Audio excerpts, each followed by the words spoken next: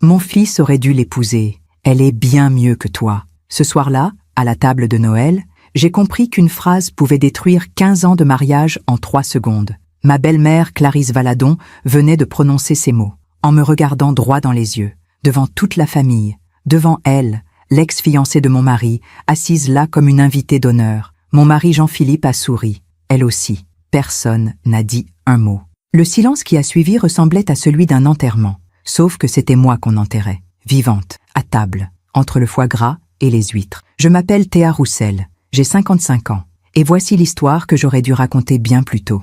Pendant 15 ans, j'ai été l'épouse parfaite, discrète, dévouée, silencieuse. J'ai reconstruit leur vie, leur entreprise, leur dignité, avec mon argent, mon travail, mes sacrifices. Et ce soir-là, devant un sapin illuminé et une dinde au marron, ma belle-mère m'a humiliée comme on gifle une domestique. Mais ce qu'elle ne savait pas, ce qu'aucun d'eux ne savait, c'est que j'avais dans ma voiture un dossier en cuir bordeaux, un dossier qui contenait toute la vérité. Je me suis levée, en silence, sans un mot, sans une larme. J'ai marché jusqu'à la porte. Je les ai entendus rire derrière moi. Un rire léger, complice, le rire de ceux qui croient avoir gagné. Je suis sortie dans le froid de décembre. J'ai ouvert le coffre de ma voiture et j'ai saisi ce dossier. Quand je suis revenue dans le salon, leurs visages ont changé. Clarisse a froncé les sourcils. Jean-Philippe a pâli. Elle, l'ex-fiancée, a baissé les yeux. J'ai posé le dossier sur la table, entre les coupes de champagne et les bougies dorées. Et j'ai dit, pour la première fois en 15 ans, ce que j'aurais dû dire depuis le début.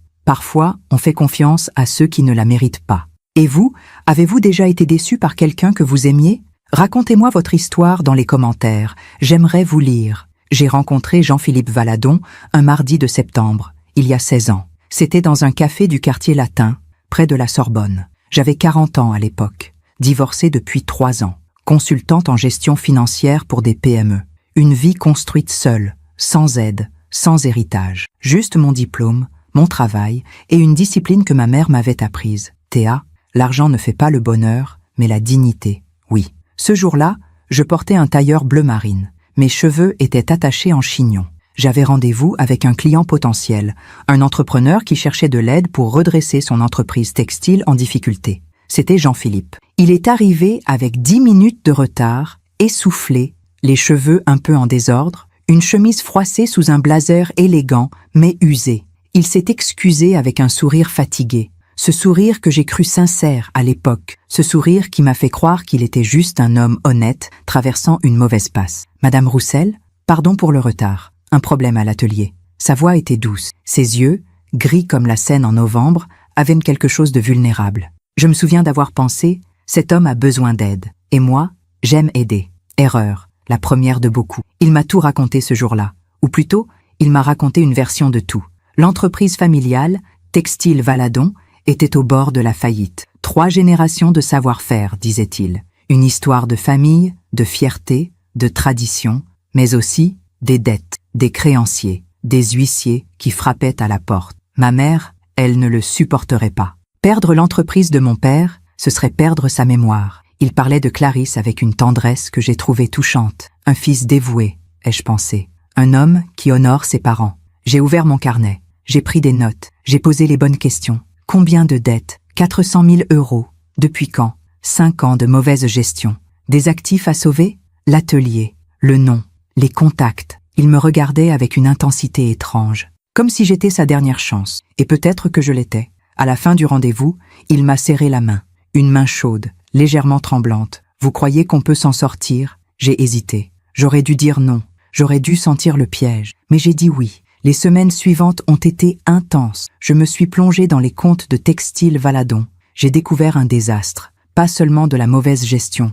Non, de la négligence, de l'arrogance. Des choix stupides répétés pendant des années. Clarisse Valadon, la mère de Jean-Philippe, dirigeait encore une partie de l'entreprise. Elle refusait de moderniser. Elle refusait les conseils. Elle vivait dans le passé, dans les souvenirs du mari défunt, dans l'illusion que le nom Valadon suffisait à maintenir un empire. Mais un nom ne paie pas les dettes. J'ai rencontré Clarisse pour la première fois un jeudi après-midi, dans leur appartement du 16e arrondissement. Un appartement magnifique, haussmannien, avec des moulures dorées et des parquets anciens, mais vides. Les meubles avaient déjà été vendus. Il ne restait qu'un canapé en velours vert, une table basse et un portrait du défunt père de Jean-Philippe au-dessus de la cheminée. Clarisse m'a accueilli avec une politesse glaciale. « Alors c'est vous, la femme qui va nous sauver ?» Elle a dit ça avec un sourire pincé, comme si l'idée même était ridicule. Une femme, une étrangère, une roturière venue secourir les Valadons. J'ai souri, poliment. « Je vais faire de mon mieux, madame. »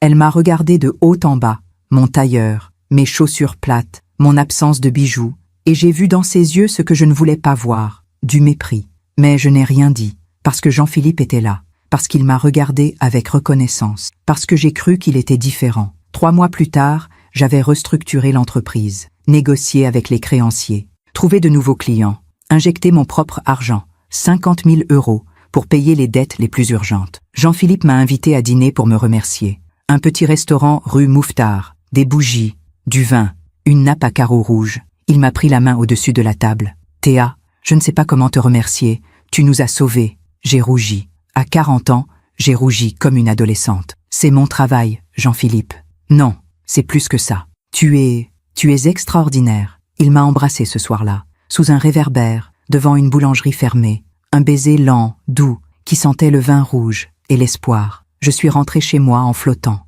J'ai cru que c'était le début de quelque chose de beau. Je ne savais pas encore que c'était le début de ma disparition. Nous nous sommes mariés 1 an plus tard. Une cérémonie simple à la mairie du 14e arrondissement. Clarisse était là, en tailleur Chanel noir, un sourire figé sur les lèvres. Elle m'a embrassé sur les 2 joues, froidement. « Bienvenue dans la famille, Théa. » Mais son regard disait autre chose. Son regard disait « Tu n'es pas des nôtres, tu ne le seras jamais. » J'ai ignoré ce regard, parce que Jean-Philippe me tenait la main, parce qu'il m'avait dit « La veille, tu es la femme de ma vie. » Et moi, naïve, épuisée de solitude, assoiffée d'amour, j'ai choisi de le croire. Les premières années ont été normales, ou ce que je croyais être normal. Je travaillais, beaucoup. Je continuais à gérer Textile Valadon, sans salaire officiel, juste par amour, disais-je, par dévouement. Jean-Philippe s'occupait de la production. Clarisse restait conseillère, c'est-à-dire qu'elle critiquait chacune de mes décisions et s'attribuait chaque succès. Mais l'entreprise remontait, les bénéfices revenaient, la réputation se reconstruisait, et moi, je m'effaçais. Peu à peu, je suis devenue invisible. Les dîners de famille, je préparais tout, je servais, je débarrassais et je souriais. Les réunions avec les clients, Jean-Philippe parlait. Moi, je prenais des notes, les fêtes, les anniversaires, Noël. « Théa, tu pourrais apporter le dessert ? Théa, tu pourrais t'occuper de la décoration ? Théa, tu es tellement douée pour ça, douée pour disparaître, douée pour servir, douée pour me taire. » Il y avait un objet que je gardais toujours avec moi dans ces années-là. Un petit carnet en cuir bordeaux. Mon grand-père me l'avait offert quand j'avais 20 ans. Il disait « Théa, note tout. Les chiffres, les promesses, les vérités. Un jour, tu seras contente de te souvenir. » Je ne comprenais pas à l'époque, mais j'ai continué à noter. Les transferts bancaires, les prêts, les factures payées, les investissements, tout, par habitude, par professionnalisme. Sans savoir que ce petit carnet bordeaux, un jour, deviendrait ma seule arme. La première fêlure est apparue 3 ans après notre mariage. C'était un dimanche. Nous étions chez Clarisse, dans le nouvel appartement qu'elle avait pu racheter grâce à moi, bien sûr, mais personne ne le disait. Nous prenions le thé dans le salon. Jean-Philippe parlait d'un nouveau contrat. Clarisse l'écoutait, les yeux brillants de fierté. Et puis, sans raison, elle a dit « Tu sais, Jean-Philippe, il y a des moments où je regrette que tu n'aies pas épousé Camille. » Le silence. Jean-Philippe a baissé les yeux. Moi, j'ai arrêté de respirer. Camille, la fiancée d'avant, l'ex, celle dont il ne parlait jamais. « Maman, s'il te plaît. »« Quoi ? » ?»« C'est vrai. Camille venait d'une bonne famille. Elle avait de l'éducation, de la classe. Elle m'a regardé, brièvement, juste assez pour que je comprenne. Pas comme toi. » Jean-Philippe n'a rien dit. Il a simplement changé de sujet. Et moi, j'ai continué à sourire, à servir le thé, à jouer mon rôle. Mais ce soir-là, en rentrant chez nous, j'ai pleuré dans la voiture, en silence, pour que Jean-Philippe ne me voie pas. Il conduisait, les yeux sur la route. Il n'a rien remarqué. Ou peut-être qu'il a fait semblant. Pendant que je raconte tout cela, je me demande d'où vous m'écoutez. Écrivez le nom de votre ville en commentaire. Les fissures ne font pas de bruit. Elles avancent lentement, dans le silence, comme une lézarde sur un mur blanc. On ne les voit pas tout de suite. On passe devant chaque jour sans remarquer. Et puis, un matin, le mur s'effondre. C'est exactement ce qui m'est arrivé. Pendant les 5 années qui ont suivi ce thé chez Clarisse, j'ai continué à reconstruire leur vie. Pas la mienne, la leur. J'ai investi encore, et encore. En 2014, j'ai prêté 120 000 € pour racheter un atelier dans le 11e arrondissement. Jean-Philippe voulait agrandir la production. Clarisse voulait retrouver la grandeur d'antan. Moi, j'ai signé le chèque. En 2015, j'ai payé les frais de rénovation de l'appartement de Clarisse, 35 000 €, parce qu'elle ne pouvait pas vivre dans un endroit vieillissant, parce que ça ne se fait pas pour une Valadon. En 2016, j'ai financé le lancement d'une nouvelle ligne de tissus haut de gamme, 50 000 €. Jean-Philippe m'a dit « C'est un investissement, Théa. Tu verras, on te remboursera. » Je n'ai jamais revu cet argent, mais je notais tout, dans mon petit carnet Bordeaux. Chaque virement, chaque facture, chaque promesse non tenue. Mon grand-père avait raison. Note tout. Un jour, tu seras contente de te souvenir. Les premiers doutes sont venus un soir d'avril. Nous étions à table, chez nous, dans notre appartement de Montparnasse. Un appartement que j'avais acheté, avec mon apport, mais qui portait les deux noms sur l'acte, le mien et celui de Jean-Philippe. Pour la famille, m'avait-il dit. Je servais le dîner. Du poulet rôti, des haricots verts, une salade, rien de compliqué. J'étais fatiguée. J'avais travaillé toute la journée sur un dossier difficile pour un autre client. Mes vrais clients, ceux qui me payaient. Parce que Textile Valadon, eux, ne me payaient toujours pas. J'étais associé de fait, disait Jean-Philippe. Bientôt, on régularisera tout ça. Bientôt. Bientôt n'arrivait jamais. Ce soir-là, Jean-Philippe a goûté le poulet. Il a froncé les sourcils. C'est un peu sec, non? J'ai souri.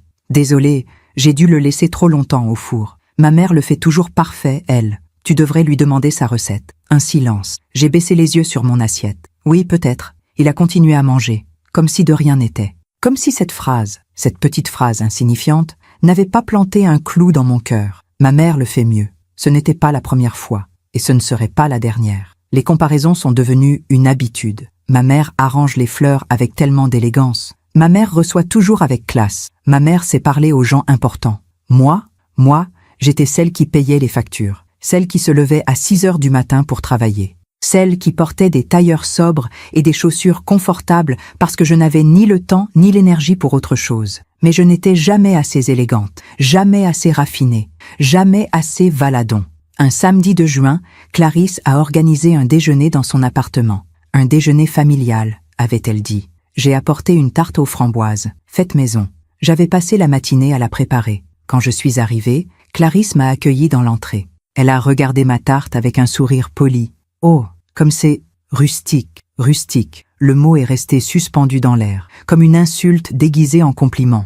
Dans le salon, il y avait une dizaine d'invités, des amis de Clarisse, des gens du monde textile, des femmes en robe de soie, des hommes en chemise immaculée. Et puis, au bout de la table, elle, Camille. Je ne l'avais jamais rencontrée en personne, mais je l'avais vue sur des photos.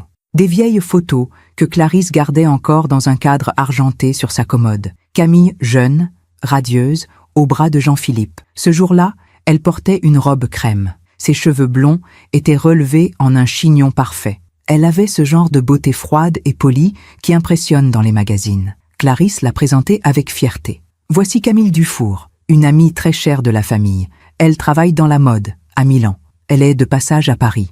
Camille m'a tendu la main. Une main fine, sans alliance. Enchantée. Vous devez être Théa. Oui, enchantée. Nos mains se sont touchées brièvement. Les siennes étaient froides. Elle s'est assise à côté de Jean-Philippe. Ils ont parlé pendant tout le repas. De souvenirs, d'amis communs, de voyages, de Milan, de Paris. Moi, j'étais assise à l'autre bout de la table, entre deux invités qui parlèrent de marché financier sans m'adresser la parole. À un moment, j'ai entendu Clarisse dire à Camille « Tu sais, tu nous as tellement manqué. Cette maison n'a plus été la même depuis... Enfin, tu sais ?» Camille a souri, discrètement. Elle a regardé Jean-Philippe. Il a souri aussi. Et moi, j'ai serré ma fourchette si fort que mes jointures sont devenues blanches. Sur le chemin du retour, j'ai demandé à Jean-Philippe « Pourquoi tu ne m'as pas dit que Camille serait là ?»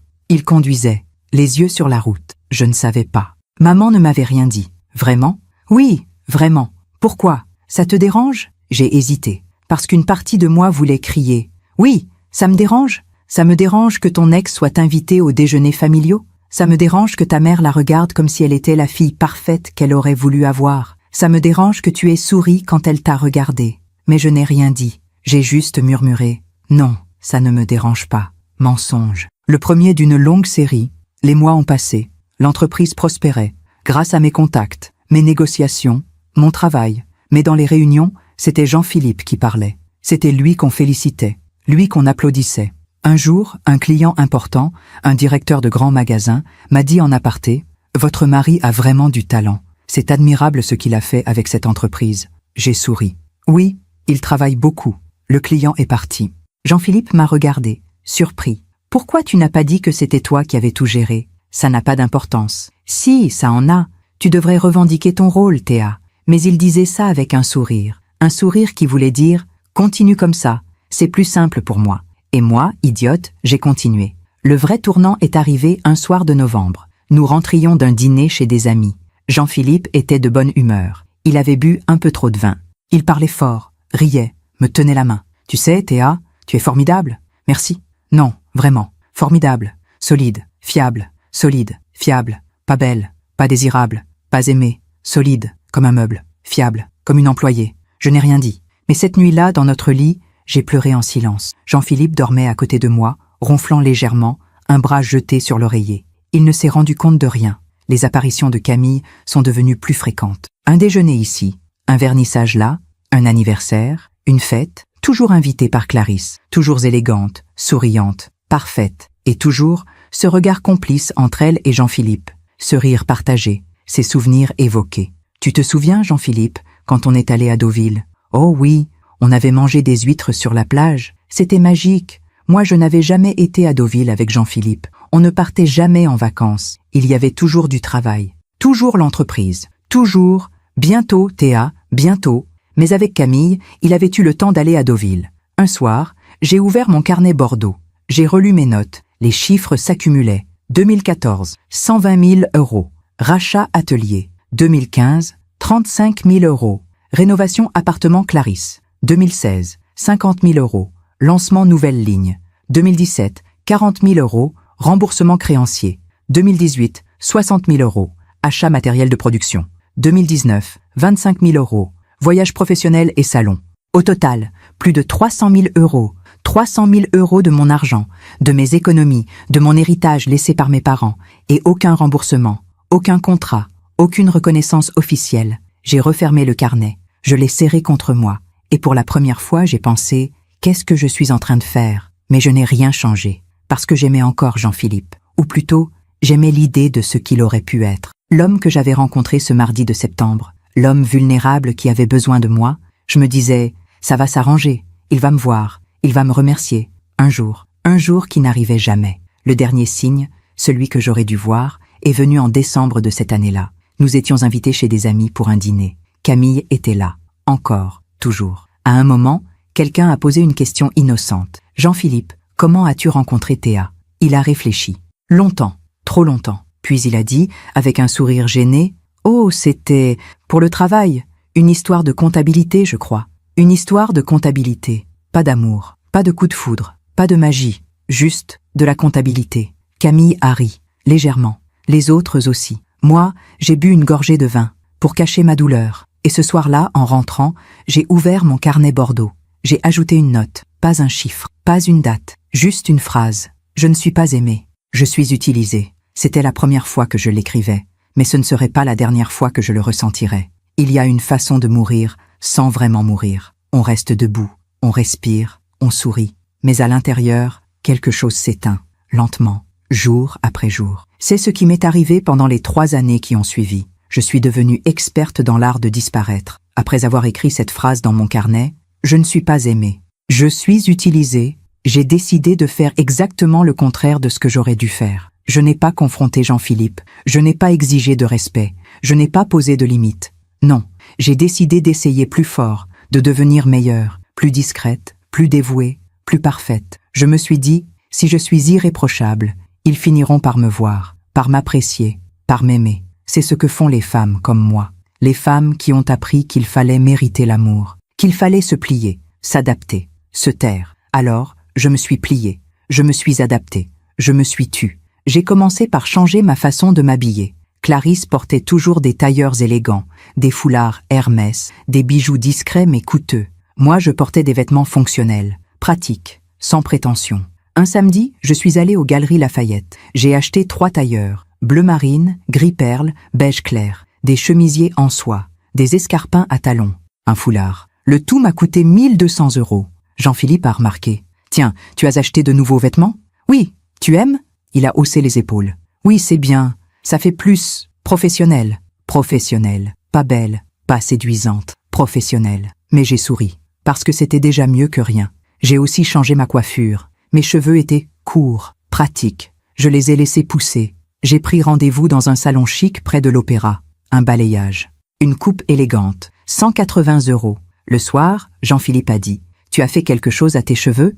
Oui, ça te plaît? Oui, c'est différent. Différent. Pas magnifique, pas remarquable. Différent. J'ai continué à sourire. Puis j'ai appris à cuisiner comme Clarisse. Le poulet rôti parfait, le bœuf bourguignon, la tarte tatin, les madeleines maison. Je passais mes dimanches dans la cuisine, à peser, mesurer, chronométrer, pour que tout soit irréprochable. Un soir, j'ai servi un gigot d'agneau avec des haricots blancs. La recette exacte de Clarisse, elle me l'avait dictée au téléphone, avec ce ton condescendant qui sous-entendait « Enfin, tu vas apprendre à cuisiner correctement ». Jean-Philippe a goûté. Il a hoché la tête. « C'est bon. Comme ta mère? » « Oui, presque, presque, jamais assez. » Je me suis aussi mise à organiser des dîners, à la maison, pour les clients, pour les associés, pour la famille. Je préparais tout, les menus, les décorations, les fleurs. Je mettais la table avec soin, nappes blanches, verres en cristal, couverts en argent hérités de ma grand-mère. Pendant les dîners, je servais. Je remplissais les verres, je débarrassais discrètement. Je souriais poliment quand quelqu'un me complimentait. « Votre femme est une hôtesse parfaite, Jean-Philippe. » Jean-Philippe souriait, fier. Oui, elle est très organisée. Organisée, pas charmante, pas brillante. Organisée, comme une assistante. Clarisse venait souvent déjeuner chez nous, le dimanche. C'était devenu une habitude. Elle arrivait vers midi, elle inspectait l'appartement du regard, les coussins sur le canapé, les rideaux, les cadres sur les murs. Un jour, elle a dit « Tu devrais changer ces rideaux, Théa. Ce beige est trop terne. Il faut du blanc cassé. C'est plus élégant. » Oui, vous avez raison. Je vais les changer. Et ces coussins, ils sont un peu, comment dire, ordinaires. Il te faut des coussins en soie, avec des broderies. Ça fait toute la différence. Je vais m'en occuper. Bien, c'est important, tu sais, les détails. C'est ce qui distingue une maison raffinée d'une maison banale. Jean-Philippe était assis dans le fauteuil. Il lisait le journal. Il n'a rien dit. Moi, j'ai souri. Merci pour les conseils, Clarisse. Elle a souri aussi, un sourire satisfait. Le lendemain, j'ai acheté de nouveaux rideaux, blancs cassés, 350 €. Des coussins en soie, 180 €. J'ai tout noté dans mon carnet Bordeaux. Les apparitions de Camille sont devenues encore plus fréquentes. Tous les mois, il y avait une raison. Un anniversaire, une exposition, un cocktail, un dîner. Clarisse l'invitait, toujours. Camille est comme une fille pour moi. On ne peut pas l'oublier, ce serait cruel. Et Jean-Philippe ne disait rien. Il souriait, il la saluait chaleureusement. Il l'embrassait sur les deux joues. Il s'asseyait à côté d'elle. Il parlait, riait, se souvenait. Moi, j'étais là, toujours là, mais invisible. Un soir, lors d'un dîner chez Clarisse, Camille a raconté une anecdote. « Tu te souviens, Jean-Philippe, ce week-end à Bordeaux? On avait visité les châteaux, on avait goûté des vins? Oh oui, et tu avais acheté cette horrible bouteille de vin doux. C'était pas horrible, c'était original. » Il riait, comme deux complices, comme deux personnes qui partagent une histoire, une intimité. Moi, j'étais assise en face, je découpais ma viande, méthodiquement. Clarisse a dit en souriant, « Vous formiez un si beau couple, tous les deux. » Silence. Jean-Philippe a toussé, gêné. « Maman, s'il te plaît, quoi? C'est vrai? Vous étiez magnifiques ensemble. » Elle m'a regardé, brièvement, comme pour vérifier que j'avais bien entendu. J'ai continué à découper ma viande. Camille a baissé les yeux, mais elle souriait. Ce soir-là, dans la voiture, j'ai dit à Jean-Philippe, « Ta mère ne devrait pas dire ce genre de choses. » « Quelle chose? Que vous formiez un beau couple, Camille et toi, devant moi. » Il a soupiré. Elle ne pensait pas à mal, Théa. C'est juste, elle est nostalgique, tu sais. Camille faisait partie de notre vie pendant longtemps. Et maintenant, c'est moi qui fais partie de ta vie. Oui, bien sûr. Alors pourquoi est-ce que j'ai l'impression d'être transparente? Il a posé sa main sur la mienne, brièvement. Tu n'es pas transparente, tu es précieuse, tu le sais, précieuse, comme un outil, comme un investissement, pas aimée, pas désirée, précieuse. J'ai essayé de parler à Clarisse, une seule fois. C'était un après-midi. Nous prenions le thé juste toutes les deux, dans son salon. Elle m'avait invité pour discuter de l'entreprise. J'ai pris mon courage à deux mains. « Clarisse, je voudrais vous dire quelque chose. Oui, j'ai l'impression que vous ne m'appréciez pas vraiment. Elle a levé les yeux de sa tasse, surprise. Qu'est-ce qui te fait dire ça? Les remarques, les comparaisons, avec Camille, notamment. Elle a posé sa tasse. Elle m'a regardé droit dans les yeux. Théa, tu es très susceptible. Ce n'est pas parce que j'évoque le passé que je te rejette. Camille fait partie de l'histoire de notre famille. C'est tout. Mais... Et puis franchement, tu devrais être fière. Tu as épousé mon fils. Tu fais partie de la famille Valadon. Ce n'est pas rien. Beaucoup de femmes en rêveraient. Elle a souri, un sourire froid. Tu devrais te concentrer sur l'essentiel, sur l'entreprise, sur ton rôle. Au lieu de te perdre dans des émotions inutiles, j'ai baissé les yeux. Vous avez raison. Excusez-moi. Il n'y a pas de mal. Mais sois plus forte, Théa. Les femmes Valadon ne se plaignent pas. Elles agissent. Je suis rentrée chez moi. J'ai pleuré pendant 1 heure. Puis, j'ai ouvert mon carnet Bordeaux. J'ai écrit « Elle ne m'aime pas. Elle ne m'aimera jamais. » Mais j'ai continué. Parce que c'est ce que je savais faire. Continuer. En 2020, l'entreprise a eu besoin d'une nouvelle injection de capital pour ouvrir une boutique dans le Marais. Jean-Philippe était enthousiaste. C'est une opportunité en or, Théa. Le Marais, c'est l'avenir. On va toucher une clientèle haut de gamme. Combien? 100 000 €. Pour le bail, les travaux, le stock initial. J'ai hésité. C'était beaucoup. Trop. Mais Jean-Philippe me regardait avec ses yeux qui me rappelaient le jour où je l'avais rencontré. Vulnérable, plein d'espoir. S'il te plaît, Théa, c'est important.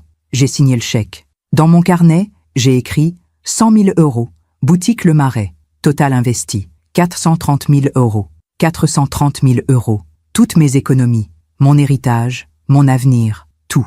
La boutique a ouvert en mars 2021. Une belle vitrine rue des Francs-Bourgeois. Des tissus exposés comme des œuvres d'art. Un vernissage avec champagne et petit four. Clarisse était là, radieuse. Elle serrait des mains. Elle prenait des photos. Elle riait. Un journaliste d'un magazine de mode l'a interviewée. Madame Valadon, félicitations pour cette belle réussite. Comment avez-vous réussi à rebâtir l'entreprise familiale après la crise? Clarisse a souri. Avec du travail, de la détermination. Et surtout, en restant fidèle à nos valeurs. Mon fils Jean-Philippe a été extraordinaire. Il a su moderniser tout en respectant la tradition. Le journaliste s'est tourné vers Jean-Philippe. Et vous, monsieur Valadon? Jean-Philippe a parlé, longtemps, de sa vision, de son ambition, de l'avenir. Pas un mot sur moi, pas une mention. Je me tenais dans un coin, un verre de champagne à la main, invisible. Une femme m'a demandé « Vous êtes cliente ?» J'ai souri. Non. Je suis la femme de Jean-Philippe. Oh, quelle chance, quel homme charmant.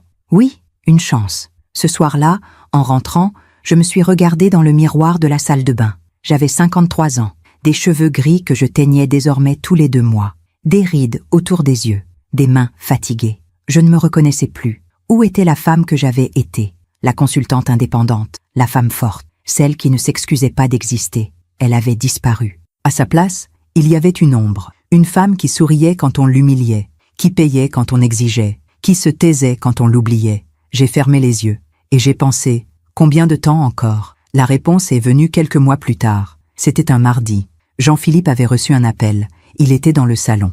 Je préparais le dîner dans la cuisine. J'entendais des bribes de conversation. Oui, bien sûr, ce serait formidable. Je vais lui en parler. Il a raccroché. Il est entré dans la cuisine. C'était Camille. Mon cœur s'est serré. Ah oui? Elle revient s'installer à Paris. Définitivement. Milan ne lui convient plus. Je vois. Elle cherche un travail. Elle a pensé qu'on pourrait peut-être... Enfin, qu'elle pourrait rejoindre l'entreprise. Elle a de l'expérience dans la mode. Ça pourrait être intéressant. J'ai arrêté de couper les légumes. Je me suis retournée. Tu veux embaucher Camille? Pourquoi pas? Elle est compétente. Et maman serait ravie. Évidemment, ta mère serait ravie. Il a froncé les sourcils. Tu as quelque chose contre? Oui, j'avais quelque chose contre. J'avais tout contre. Mais qu'est-ce que j'ai dit? Non, si tu penses que c'est une bonne idée... Merci Théa, tu es toujours si compréhensive. Il m'a embrassé sur la joue. Puis il est parti téléphoner dans le salon. Moi, je suis restée dans la cuisine, le couteau à la main, les yeux fixés sur les carottes coupées en rondelles. Et j'ai pensé, je viens de signer ma propre disparition. Camille a commencé à travailler chez Textile Valadon en septembre. Elle venait tous les jours, élégante, souriante, parfaite. Elle s'asseyait au bureau d'à côté de celui de Jean-Philippe. Ils déjeunaient ensemble, ils riaient, ils travaillaient tard. Moi, je ne venais plus aussi souvent à l'entreprise. Tu as tes propres clients, Théa, avait dit Jean-Philippe. Concentre-toi sur eux. On gère bien, ici. On, lui et Camille. Pendant que je raconte tout cela, je me demande d'où vous m'écoutez. Écrivez le nom de votre ville en commentaire. Un soir de novembre, Jean-Philippe est rentré tard. 22h30. Il sentait le parfum de femme. « Tu as dîné ?» ai-je demandé. « Oui, on a eu une réunion qui s'est prolongée. Camille et moi, on a mangé un morceau dans un bistrot. » Ah, il a enlevé sa veste. Il est allé dans la chambre. J'ai ouvert mon carnet Bordeaux. J'ai écrit une nouvelle phrase. Il sent son parfum. Décembre est arrivé. Noël approchait. Clarisse a organisé le dîner familial. Chez elle, comme tous les ans. « Théa, tu peux t'occuper du dessert comme d'habitude ?»« Oui, bien sûr. Et viens vers 18h pour m'aider à tout préparer. Il y aura beaucoup d'invités cette année. » « Combien ? 15 personnes. J'ai invité quelques amis. Et Camille, bien sûr. Elle est seule pour Noël, la pauvre. On ne pouvait pas la laisser comme ça. Bien sûr, Camille serait là. Toujours là. Le soir du réveillon, j'ai passé la journée à cuisiner. Une bûche au chocolat. Compliquée, délicate. 3 heures de travail. Je suis arrivée chez Clarisse à 18h, comme demandé. La bûche dans les mains. Clarisse a ouvert la porte. « Ah, Théa, entre, pose ça dans la cuisine. Et après, tu peux m'aider à mettre la table ?» J'ai posé la bûche. J'ai mis la table. Les assiettes, les verres, les couverts, les serviettes pliées en forme de cygne, parce que Clarisse aimait l'élégance. Les invités sont arrivés. Jean-Philippe, des amis, des collègues, et Camille. Elle portait une robe rouge, magnifique. Ses cheveux tombaient en boucles dorées sur ses épaules. Elle ressemblait à une actrice. Moi, je portais une robe noire, simple, discrète. Clarisse l'a accueillie avec effusion. « Camille, ma chérie, comme tu es belle !» Elles se sont embrassées, longuement. Jean-Philippe a souri. « Bonsoir Camille. »« Bonsoir Jean-Philippe. » Ils se sont regardés. Juste un instant. Mais j'ai tout vu. Le dîner a commencé. Tout le monde riait, buvait, parlait fort. Moi, j'étais assise à ma place habituelle, au bout de la table, loin de Jean-Philippe, loin de Clarisse. Camille était assise à côté de Jean-Philippe, évidemment. À un moment, Clarisse a levé son verre. « Je voudrais porter un toast à cette année extraordinaire, à l'entreprise qui prospère, à notre famille. » Tout le monde a applaudi. Puis Clarisse a regardé Camille. « Et je veux remercier Camille pour être revenue parmi nous. Tu nous as tellement manqué, ma chérie. » Camille a souri, les larmes aux yeux. « Merci Clarisse, vous m'avez tellement manqué aussi. » Jean-Philippe a posé sa main sur celle de Camille, brièvement, un geste de réconfort. Mais pour moi, ce geste a duré une éternité. C'est après le plat principal que c'est arrivé. Clarisse servait le fromage, elle parlait, riait. Et puis, sans prévenir, elle s'est tournée vers moi, et elle a dit, en me regardant droit dans les yeux, « Tu sais, Théa, parfois, je me dis que mon fils aurait dû épouser Camille. Elle est tellement mieux assortie à notre famille. » Le silence, un silence total. Personne n'a bougé. Jean-Philippe a souri, gêné, mais il a souri. Camille a baissé les yeux, mais elle souriait aussi. Et moi, j'ai senti quelque chose se briser, quelque chose qui ne pourrait jamais être réparé. Je ne me suis pas levée immédiatement. Pendant quelques secondes, peut-être 10, peut-être 30, je suis restée assise, figée, les mains posées sur mes genoux, le regard fixé sur la nappe blanche. Mon fils aurait dû épouser Camille. Elle est tellement mieux assortie à notre famille. Ces mots tournèrent dans ma tête, encore et encore, comme un disque rayé. Autour de moi, le dîner continuait. Quelqu'un parlait de politique. Un autre racontait une anecdote sur les vacances. Des rires, des verres qui tintaient. La vie continuait, comme si de rien n'était, comme si on ne venait pas de m'humilier publiquement. Puis j'ai levé les yeux. Jean-Philippe me regardait. Brièvement, nos regards se sont croisés. J'ai attendu qu'il dise quelque chose, qu'il me défende, qu'il contredise sa mère. Il a détourné les yeux. Il a pris son verre de vin, il a bu une gorgée, puis il a demandé à son voisin de lui passer le fromage. C'est à ce moment-là que j'ai compris. Il n'allait rien dire, il n'allait pas me défendre, parce que peut-être, probablement, il était d'accord avec sa mère. Je me suis levée, lentement, en silence. Clarisse a levé les yeux vers moi. « Où vas-tu, Théa ? J'ai oublié quelque chose dans la voiture. »« Ah bon ? Qu'est-ce que… » J'en ai pour 1 minute. Je suis sortie. J'ai traversé le salon, l'entrée. J'ai ouvert la porte. Le froid de décembre m'a giflé. Un froid sec, cinglant. Il neigeait légèrement. De petits flocons blancs qui tombaient en silence. J'ai marché jusqu'à ma voiture. J'ai ouvert le coffre. Et là, dans une pochette en cuir bordeaux, j'ai pris le dossier. Le dossier que j'avais préparé 3 mois plus tôt, sans vraiment savoir pourquoi. Juste une intuition, une précaution. Comme si, au fond de moi, je savais que ce jour viendrait. Dans ce dossier, il y avait tout. Tous les virements bancaires, toutes les factures, tous les contrats, tous les prêts. 15 ans de preuves, 15 ans de sacrifices, 15 ans de reconstruction de leur vie avec mon argent. 430 000 €, documenté, prouvé, irréfutable. J'ai serré le dossier contre moi, j'ai respiré profondément, et je suis retourné à l'intérieur. Quand je suis revenu dans la salle à manger, les conversations se sont arrêtées. Tous les regards se sont tournés vers moi. Clarisse a froncé les sourcils. Qu'est-ce que tu as là? Je n'ai pas répondu. J'ai marché jusqu'à la table. J'ai posé le dossier, entre les assiettes de fromage et les verres de vin. Jean-Philippe a pâli. Théa, qu'est-ce que tu fais? J'ai ouvert le dossier. J'ai sorti les documents, calmement, un par un. Ceci est un relevé bancaire, daté du 15 mars 2014. 120 000 €, virés de mon compte au vôtre pour racheter l'atelier de production. Silence. Ceci est une facture. 35 000 € pour la rénovation de l'appartement de Clarisse. Clarisse a ouvert la bouche. Aucun son n'est sorti. Ceci est un contrat de prêt. 50 000 € pour lancer votre nouvelle ligne de tissu. J'ai continué. Document après document, chiffre après chiffre. Les visages autour de la table changeaient. De la surprise, de la confusion, de la gêne. Camille regardait Jean-Philippe. Jean-Philippe regardait sa mère. Clarisse regardait les papiers étalés devant elle, comme s'ils étaient une accusation. Ce qu'ils étaient. Quand j'ai eu fini, j'ai dit, d'une voix calme, au total, j'ai investi 430 000 € dans cette famille, dans cette entreprise, dans cette vie qui n'était pas la mienne, mais que j'ai reconstruite, avec mon argent, mon travail, mes sacrifices. J'ai regardé Clarisse. Vous avez dit que votre fils aurait dû épouser Camille, qu'elle est mieux assortie à votre famille. Elle ne répondait pas. Elle me fixait, les lèvres serrées. Peut-être avez-vous raison. Peut-être qu'elle est mieux assortie. Peut-être qu'elle aurait su rester à sa place, sourire, se taire, disparaître. J'ai pris mon sac. Mais moi, je ne disparais plus. Et je suis parti. Dans la voiture, j'ai conduit, sans savoir où aller. Les rues de Paris étaient décorées, des lumières de Noël partout, des sapins illuminés, des vitrines scintillantes. Tout le monde fêtait. Tout le monde était heureux. Sauf moi. J'ai fini par me garer près de la Seine. J'ai éteint le moteur. Et là, seul dans le silence de la voiture, j'ai pleuré. Pas des pleurs de tristesse, des pleurs de rage, de libération. Jean-Philippe a appelé. 10 fois, 15 fois.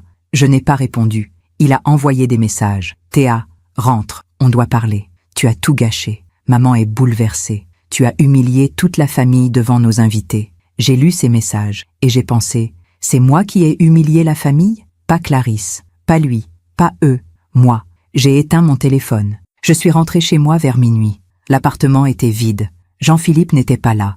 Il était resté chez sa mère, probablement. J'ai allumé les lumières. J'ai enlevé ma robe noire. J'ai enfilé un pyjama et je me suis assise à la table de la cuisine. Avec mon carnet Bordeaux, j'ai écrit 24 décembre, le jour où j'ai arrêté de disparaître. Les jours suivants ont été étranges. Jean-Philippe est revenu le lendemain de Noël, en fin d'après-midi. Il avait les traits tirés, les yeux rouges. On doit parler, Théa. Oui, nous nous sommes assis dans le salon, face à face. Il a commencé. Ce que tu as fait hier, c'était inadmissible. J'ai attendu, sans répondre. Tu as humilié ma mère, devant tout le monde. Elle ne dort plus, elle pleure, elle est dévastée. Et moi?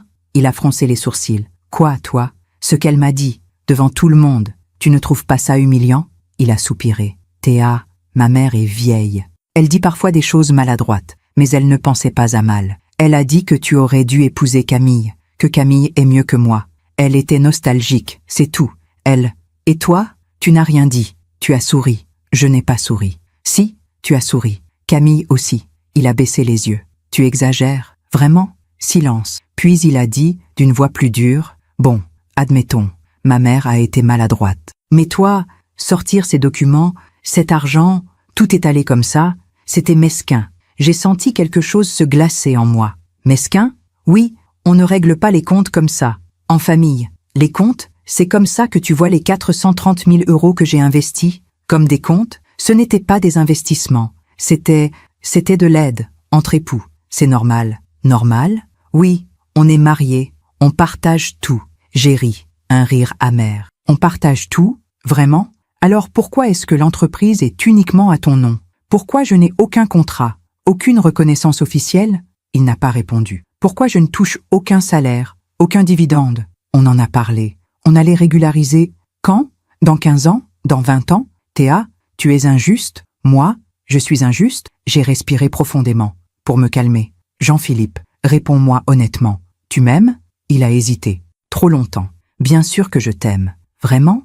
Oui, à ma manière, à sa manière. Pas passionnément, pas totalement, à sa manière. Et Camille? Quoi, Camille? Tu l'aimes encore? Non, c'est du passé. Alors pourquoi elle est toujours là? Pourquoi tu l'as embauchée? Pourquoi vous déjeunez ensemble tous les jours? Parce qu'elle est compétente, c'est professionnel. Professionnel? Oui, je l'ai regardé. Cet homme, mon mari, cet homme que j'avais sauvé, aimé, servi. Et j'ai vu la vérité. Il mentait, peut-être même à lui-même. Les jours suivants, j'ai commencé à observer, vraiment observer. Jean-Philippe partait tôt le matin. Il rentrait tard le soir. Il disait qu'il avait beaucoup de travail, des réunions, des clients. Mais il sentait ce parfum, toujours ce parfum de femme, doux, fleuri, le parfum de Camille. Un soir, il a laissé son téléphone sur la table du salon. Il était sous la douche. Le téléphone a vibré. Un message. J'ai regardé l'écran. Camille, à demain, mon cœur, mon cœur, mon cœur. J'ai pris le téléphone. Mes mains tremblaient. J'ai ouvert la conversation. Des messages, des dizaines, des centaines. Tu me manques. J'ai pensé à toi toute la journée. Ce déjeuner avec toi était magique. Je regrette tellement qu'on se soit quitté. Moi aussi. Mais maintenant, tu es là. Oui. Et je ne compte pas te laisser partir une deuxième fois. J'ai lu, message après message. Mon cœur battait si fort que j'avais mal à la poitrine. Et puis, un message récent, daté de la veille. Et Théa, qu'est-ce qu'elle a? Elle ne se doute de rien?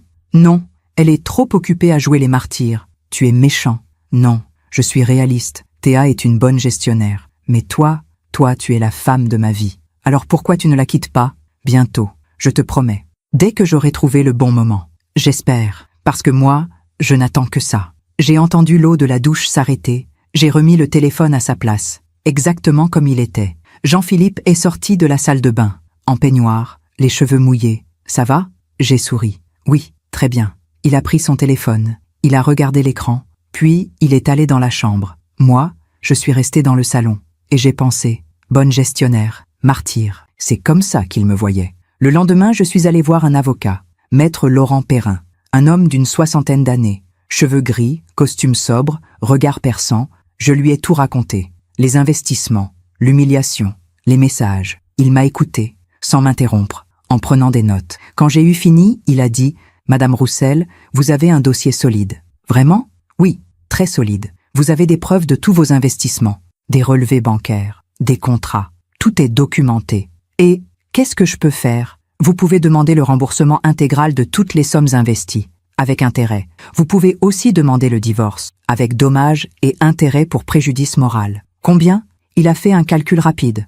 Avec les intérêts, on parle d'environ 550 000 €. Peut-être plus. J'ai fermé les yeux. 550 000 €. Tout ce que je leur avais donné. Et plus. Combien de temps ça prendrait? 6 mois. 1 an. Ça dépend. Et si je veux que ce soit plus rapide? Il a souri. Il faudrait qu'ils acceptent un règlement à l'amiable. Mais vu ce que vous m'avez raconté, j'en doute. Alors on fait comme ça. Lancez la procédure. Vous êtes sûr? J'ai ouvert mon sac. J'ai sorti mon carnet Bordeaux.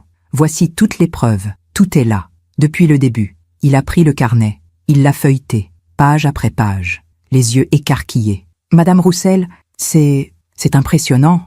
Vous avez tout noté. Tout. Mon grand-père me disait, note tout. Un jour, tu seras contente de te souvenir. Votre grand-père était un homme sage. J'ai souri, pour la première fois depuis longtemps. Oui, il l'était. En sortant du cabinet d'avocat, j'ai marché dans Paris, sans but, juste pour marcher. Il faisait froid. Janvier était arrivé. Les décorations de Noël avaient disparu. La ville était grise, nue. Mais moi, je me sentais légère. Pour la première fois depuis des années, je me sentais libre. Pas encore totalement, pas encore complètement, mais presque. Les semaines suivantes ont été surréalistes. Je continuais à vivre avec Jean-Philippe. On se croisait, on se parlait poliment, on faisait semblant. Lui ne savait pas que j'avais lu les messages. Il ne savait pas que j'avais consulté un avocat. Il ne savait pas que les papiers du divorce étaient déjà en préparation.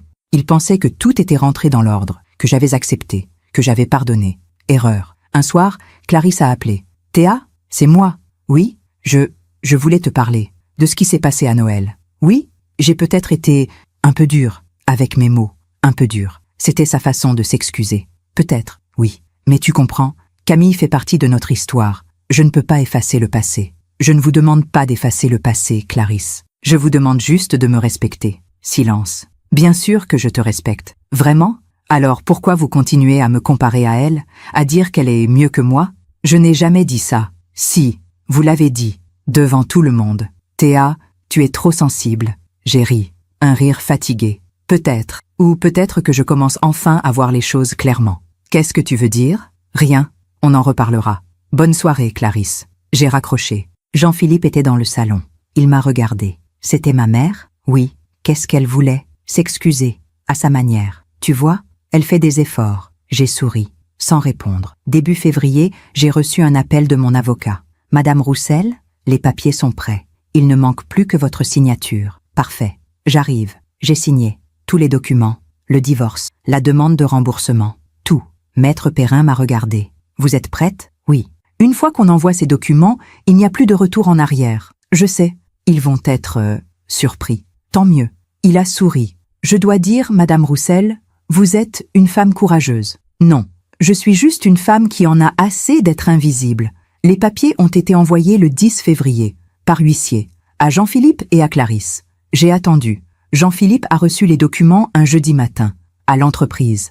Il a appelé immédiatement. Sa voix tremblait. Théa, c'est quoi ce délire? Quel délire? Ces papiers, ce divorce, cette demande de remboursement. Ah, tu as reçu. Bien sûr que j'ai reçu. Qu'est-ce qui te prend? Ce qui me prend? Rien. Je reprends juste ce qui m'appartient. 550 000 €?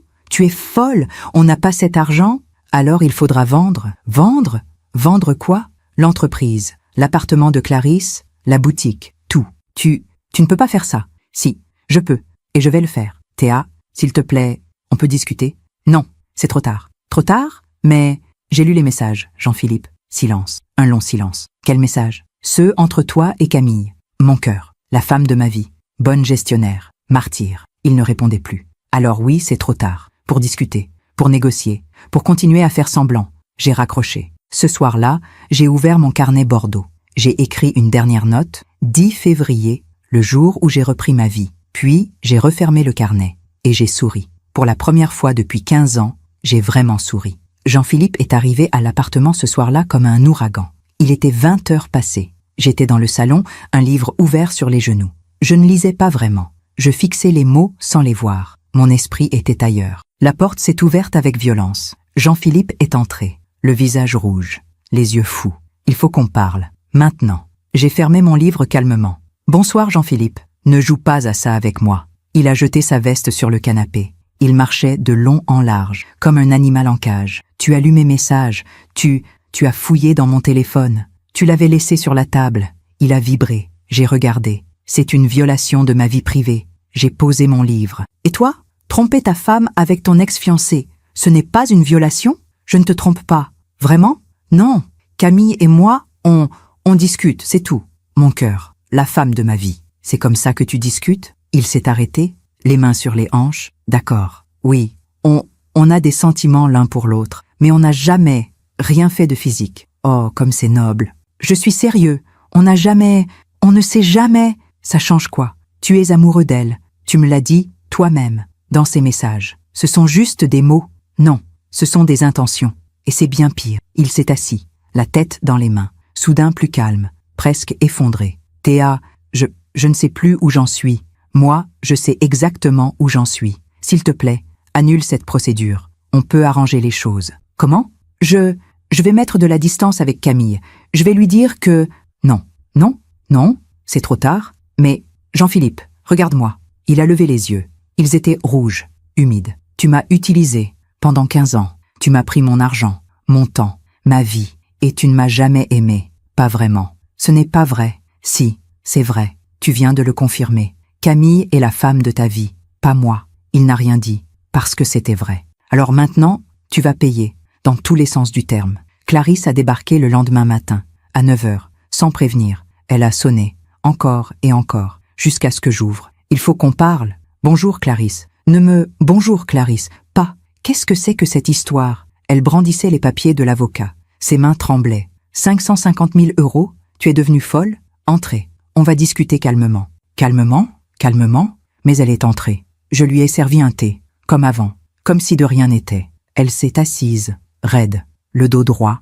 Les lèvres pincées. Théa, sois raisonnable. Je suis très raisonnable. Ces sommes, ces accusations, c'est ridicule. Ce ne sont pas des accusations, ce sont des faits, documentés, prouvés. Tu as volontairement investi cet argent. Personne ne t'a forcé, c'est vrai, Personne ne m'a forcé, mais on m'a promis un remboursement. On m'a promis une reconnaissance. On m'a promis une place dans cette famille. Tu as une place. Vraiment? Quelle place? Celle de la bonne à tout faire? Celle de la banque ambulante? Clarisse a serré sa tasse si fort que j'ai cru qu'elle allait la briser. Tu es injuste. On t'a toujours traité avec respect. J'ai ri. Un rire sans joie. Respect? Vous m'avez dit, devant 15 personnes, que votre fils aurait dû épouser une autre femme. Vous appelez ça du respect? J'ai eu un moment de nostalgie. C'est tout. Non, c'était de l'humiliation. Publique, calculée. Tu exagères tout. Vraiment? Alors dites-moi, une seule fois, une seule. Vous m'avez remercié? Vous m'avez reconnu? Vous m'avez dit « Merci Théa, pour ce que tu as fait pour nous ». Silence. Elle ne répondait pas. Jamais. Pas une seule fois. Parce que pour vous, j'étais transparente. Utile, mais transparente. C'est faux. Alors pourquoi, à chaque réunion, c'est Jean-Philippe qu'on félicite? Pourquoi dans les interviews, c'est vous et lui qui parlez? Pourquoi mon nom n'apparaît nulle part? Elle a baissé les yeux. Parce que Jean-Philippe est le visage de l'entreprise. C'est normal. Normal? J'ai sauvé cette entreprise de la faillite avec mon argent, mon travail. Et on te doit tout. Oui, d'accord. Tu veux qu'on te construise une statue? J'ai posé ma tasse, calmement. Non, je veux juste qu'on me rembourse et qu'on me laisse partir en paix. Clarisse s'est levée, tremblante de rage. Tu es une ingrate, une calculatrice, une femme qui connaît sa valeur. Elle m'a regardée, longuement. Puis elle a dit, d'une voix basse, venimeuse, « Jean-Philippe n'aurait jamais dû t'épouser. J'avais raison depuis le début. Sur ce point, nous sommes d'accord. » Elle est partie, en claquant la porte. Les jours suivants, Jean-Philippe a multiplié les tentatives. Des messages, des appels, des lettres. « Théa, sois raisonnable. On peut trouver un arrangement. Tu vas ruiner l'entreprise. Tu vas ruiner ma mère. Tu vas ruiner nos vies. Nos vies. » Comme si j'en faisais encore partie. Un soir, il est revenu, plus calme, presque implorant. « Théa, je t'en supplie, accepte un arrangement. » Quel arrangement? On te rembourse, progressivement, sur 10 ans, avec des intérêts raisonnables. 10 ans? Oui, on ne peut pas tout payer d'un coup. L'entreprise va s'effondrer. Ce n'est plus mon problème. Comment tu peux dire ça? Tu as travaillé 15 ans pour cette entreprise. Exactement, 15 ans. Et qu'est-ce que j'ai obtenu en retour? Des humiliations, des mensonges, une trahison. Je ne t'ai pas trahi. Tu es amoureux d'une autre femme. C'est compliqué. Non, c'est très simple. Tu ne m'aimes pas. Tu ne m'as jamais aimé. Il s'est tu, parce que c'était vrai. Puis, après un long silence, il a dit quelque chose que je n'attendais pas. Tu as raison. J'ai levé les yeux vers lui. Quoi? Tu as raison. Je ne t'ai jamais aimé. Pas comme je devrais. Il s'est assis, épuisé. Quand je t'ai rencontré, j'étais désespéré. L'entreprise coulait. Ma mère me faisait des reproches tous les jours. J'avais l'impression d'être un raté. Et moi, j'étais la solution. Oui, tu étais brillante, compétente. Tu avais les réponses. Tu savais quoi faire. Et tu es tombé amoureux de mes compétences. Pas de moi. Je pensais que ce serait suffisant, que l'amour viendrait avec le temps. Mais il n'est jamais venu. Non, c'était la première fois qu'il était honnête, complètement honnête. Et bizarrement, ça faisait moins mal que les mensonges. Et Camille? Il a soupiré. Camille, c'est différent. On s'est rencontrés quand on avait 25 ans. On a grandi ensemble. On s'est aimés passionnément. Mais ma mère trouvait qu'elle n'était pas assez ambitieuse, qu'elle était trop libre, trop artiste. Alors ta mère vous a séparés. Oui, elle a insisté. Elle a dit que Camille ne m'aiderait jamais à redresser l'entreprise, que j'avais besoin d'une femme solide. Solide. Encore ce mot. Je suis désolée. Tu t'es servi de moi. Oui, ta mère s'est servie de moi. Oui. Et maintenant que l'entreprise va bien, vous voulez Camille de retour. Il n'a rien dit. Mais son silence était une réponse. J'ai regardé cet homme que j'avais épousé, cet homme pour qui j'avais tout sacrifié. Et je n'ai ressenti ni colère ni tristesse, juste du vide. Pars, Jean-Philippe. Théa, pars, s'il te plaît. Il est parti, sans un mot de plus. Quelques jours plus tard, j'ai reçu un appel de mon avocat. Madame Roussel, ils proposent un arrangement. Quel genre d'arrangement? Ils acceptent de vous rembourser, mais en plusieurs fois. 200 000 € immédiatement, le reste sur 5 ans. Et le divorce? Ils acceptent aussi, sans opposition, à condition que vous renonciez aux dommages et intérêts pour préjudice moral. J'ai réfléchi. Et l'entreprise? Ils proposent de vous céder 10% des parts, officiellement, avec dividende. 10%? Oui, ce n'est pas négligeable. J'en ai reconstruit 90%. Je sais, mais légalement, c'est déjà une victoire. Vous pourriez accepter et repartir avec quelque chose. J'ai regardé par la fenêtre. Paris sous la pluie, gris, froid. Non, non, non. Je veux tout. Maintenant. Madame Roussel, soyez réaliste. Si on va au tribunal, ça va prendre des mois, des années peut-être. Alors on ira. Ils vont tout perdre. Tant mieux. Il y a eu un silence. Vous êtes sûr? Oui, parce que ce n'est pas une question d'argent. C'est une question de justice. Début mars, j'ai reçu un message inattendu de Camille. Théa, j'aimerais qu'on se parle, seul à seul, s'il te plaît. J'ai hésité, longtemps. Puis, j'ai accepté. Nous nous sommes retrouvés dans un café du 6e arrondissement. Un endroit neutre, impersonnel. Elle était déjà là quand je suis arrivé, assise près de la fenêtre, élégante comme toujours. Mais son visage était marqué, fatigué. Merci d'être venue. Je me suis assise, sans répondre. Elle a commandé 2 cafés. Puis elle a dit « Je sais ce que tu penses de moi. Tu ne sais rien de ce que je pense. Tu penses que je suis une voleuse, une briseuse de couple. Ce n'est pas toi qui as brisé le couple, c'est Jean-Philippe, et Clarisse, et moi aussi, pour avoir accepté si longtemps. » Elle a baissé les yeux. « Je suis désolée. Pourquoi? Pour tout. Pour être revenue. Pour avoir accepté ce travail. Pour être tombée amoureuse d'un homme marié?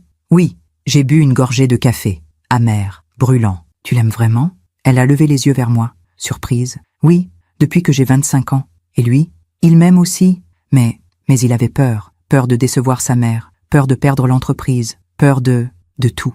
Alors, il m'a épousée. Moi, la femme solide. Elle n'a rien dit. Tu sais ce qui est drôle, Camille? Tu sais ce qui est vraiment drôle? Quoi? C'est que tu as gagné. Tu l'as eu finalement. Jean-Philippe, Clarisse t'adore. L'entreprise prospère. Tu as tout. Sauf que ce n'est pas ce que je voulais. Pas comme ça. Alors comment? Je voulais qu'il me choisisse. Librement. Pas parce que tu es parti. J'ai souri, tristement. Désolée de te décevoir, mais je ne suis pas partie pour vous laisser la place. Je suis partie pour me sauver. Elle a hoché la tête, les larmes aux yeux. Tu es plus forte que moi. Non, je suis juste plus fatiguée. En partant, elle m'a dit, si ça peut te consoler, je ne suis pas heureuse. Pourquoi? Parce que je sais que Jean-Philippe ne m'aime pas autant que je l'aime. Il m'aime, par habitude, par nostalgie, mais il ne m'aime pas vraiment. Pas comme un homme devrait aimer une femme. Bienvenue dans mon monde. Elle a essuyé une larme. On est toutes les 2 victimes de la même famille. Peut-être. Mais moi, j'ai décidé de ne plus l'être. Ce soir-là, j'ai ouvert mon carnet Bordeaux. J'ai relu toutes les notes, tous les chiffres, toutes les dates, 15 ans de vie, résumés en colonnes et en euros. Puis j'ai écrit une dernière phrase. Ce carnet n'est pas un registre de comptes. C'est la preuve que j'ai existé, que j'ai donné, que j'ai construit et que je n'ai jamais été reconnue. Mais maintenant, je me reconnais moi-même. Et ça suffit. Quelques jours plus tard, Clarisse m'a appelé. Une dernière fois. Sa voix était différente, brisée. « Théa, s'il te plaît, arrête tout ça. » Pourquoi? Parce que tu vas détruire mon fils, mon entreprise. Tout ce que mon mari a construit. Votre mari n'a rien construit. Il a laissé un empire en ruine. C'est moi qui l'ai reconstruit. Avec notre nom, avec mon argent. Tu es cruel. Non, je suis juste, ce n'est pas pareil. Je ne te reconnais plus. Moi non plus, Clarisse. Moi non plus. Elle a raccroché. Je me demande encore si j'ai fait le bon choix. Et vous? Qu'auriez-vous fait à ma place? Mi-mars, l'avocat m'a rappelé. Ils capitulent. Pardon. Ils acceptent vos conditions.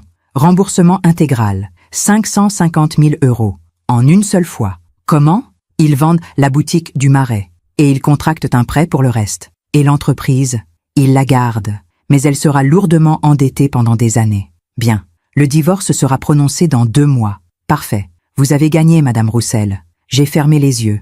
Gagné. Avais-je vraiment gagné? J'avais récupéré mon argent, ma liberté, ma dignité. Mais j'avais perdu 15 ans de ma vie. Était-ce une victoire? Quelques jours plus tard, j'ai reçu un virement. 550 000 €, sur mon compte. J'ai regardé le relevé. Longtemps. Ces chiffres, ces euros. Ils représentaient 15 ans de sacrifice, de douleur, d'oubli de moi-même. Mais ils représentaient aussi autre chose, ma renaissance. Le dernier soir que j'ai passé dans notre appartement de Montparnasse, j'ai fait mes valises, calmement, méthodiquement. Les vêtements, les livres, les photos. Jean-Philippe n'était pas là. Il était chez sa mère, probablement. Avant de partir, j'ai regardé l'appartement une dernière fois, le salon où nous avions ri, parfois, la cuisine où j'avais cuisiné tant de repas, la chambre où j'avais pleuré en silence. Puis j'ai fermé la porte, sans regret. J'ai emménagé dans un petit appartement du 14e arrondissement, 2 pièces, au 3e étage, sans ascenseur. Rien de comparable à l'appartement de Montparnasse. Pas de moulure, pas de parquet ancien, pas de balcon avec vue sur la rue. Mais il était à moi, entièrement à moi. Le premier soir, je me suis assise sur le canapé que j'avais acheté chez Ikea. Un canapé simple, gris, confortable. J'ai regardé autour de moi, les cartons empilés, les murs blancs et vides, le silence, et j'ai pleuré. Pas de rage, pas de regret, juste de soulagement.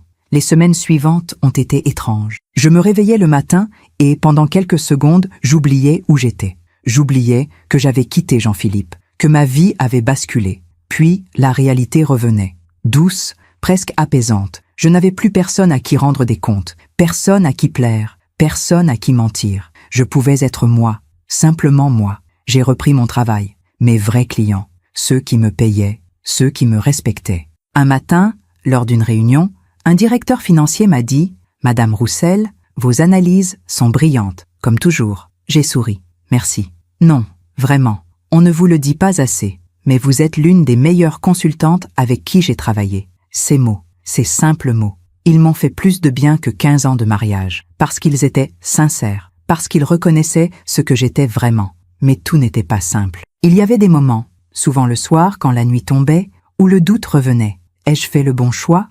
Ai-je été trop dure ? Aurais-je dû accepter l'arrangement ? Un soir, j'ai appelé mon frère, Mathieu. On se parlait peu, mais il avait toujours été de bons conseils. « Théa, tout va bien ? Oui ? Enfin, je ne sais pas. Raconte. » Je lui ai tout raconté. Le mariage, l'argent, l'humiliation, le divorce, le remboursement. Il m'a écouté, sans m'interrompre. Puis il a dit « Tu sais ce que je pense ? Quoi ? Je pense que tu as été bien trop patiente, bien trop généreuse, bien trop gentille. Vraiment ? Oui, 15 ans, Théa. 15 ans à te faire marcher dessus. Moi, j'aurais craqué au bout de 2. Mais j'ai détruit leur entreprise, leur vie. Non, toi, tu as récupéré ce qui t'appartenait. Eux, ils ont détruit leur propre vie, par leur égoïsme, leur ingratitude, leurs mensonges. J'ai fermé les yeux. Ces mots me faisaient du bien. Tu crois que je n'ai pas été cruelle ? Cruelle ? Théa, tu as reconstruit leur empire avec ton argent. Tu les as sauvés de la ruine. Et eux, ils t'ont traité comme une employée. Pire, comme une intruse. Oui, alors non. Tu n'as pas été cruelle. Tu as été juste. Avril est arrivé. Le printemps. Les arbres bourgeonnaient. Paris se réveillait. Et moi aussi, j'ai commencé à sortir, à voir des amis que j'avais négligés pendant toutes ces années. Sophie, mon amie d'université. On s'était perdus de vue. Nous nous sommes retrouvés dans un bistrot du 11e. Elle m'a regardée, surprise. « Théa ? Mon Dieu, ça fait combien de temps ? Trop longtemps. Nous avons commandé du vin, parlé, ri. À un moment, elle m'a dit « Tu as changé. Vraiment ? Oui, tu es différente, plus légère, plus présente. C'est parce que je suis enfin moi-même. Raconte. » Je lui ai raconté tout.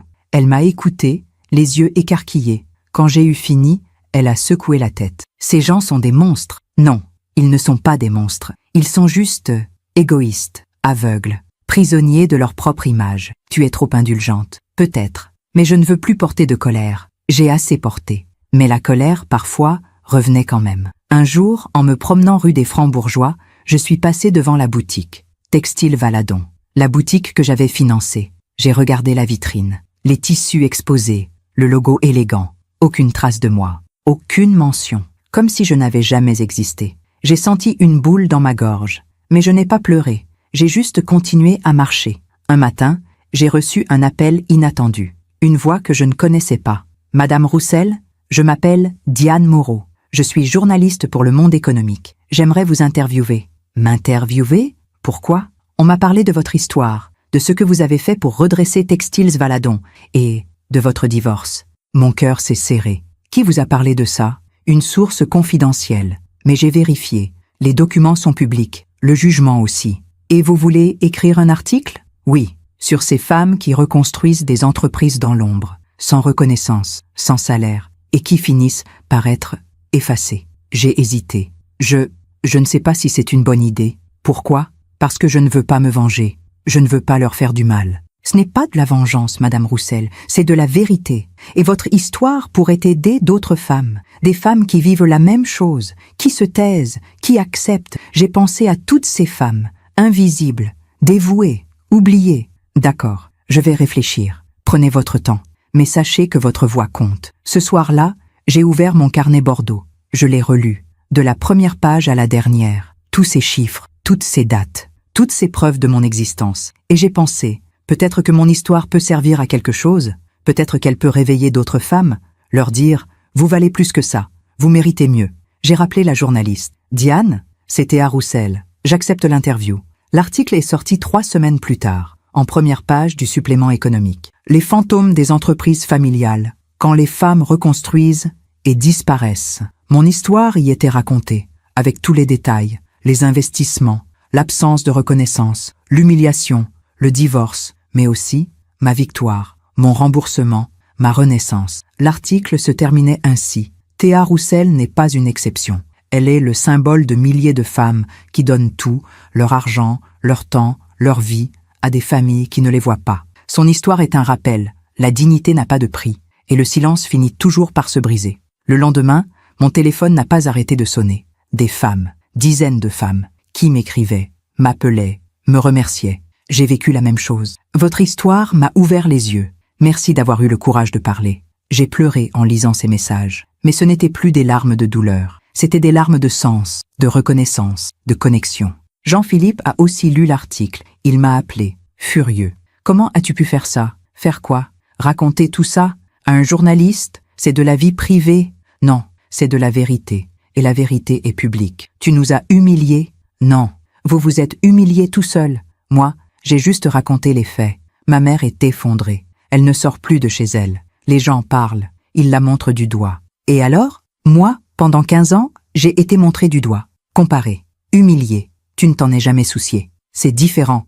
Non, c'est exactement pareil. Il a raccroché, en claquant le téléphone. Quelques jours plus tard, j'ai reçu une lettre. De Clarisse. Une lettre manuscrite. Sur un papier épais, crème, avec son en-tête gravée. Je l'ai ouverte, les mains tremblantes. Théa, je t'écris cette lettre parce que je ne peux plus supporter le silence. Tu as détruit ma famille, mon fils, mon entreprise, ma réputation.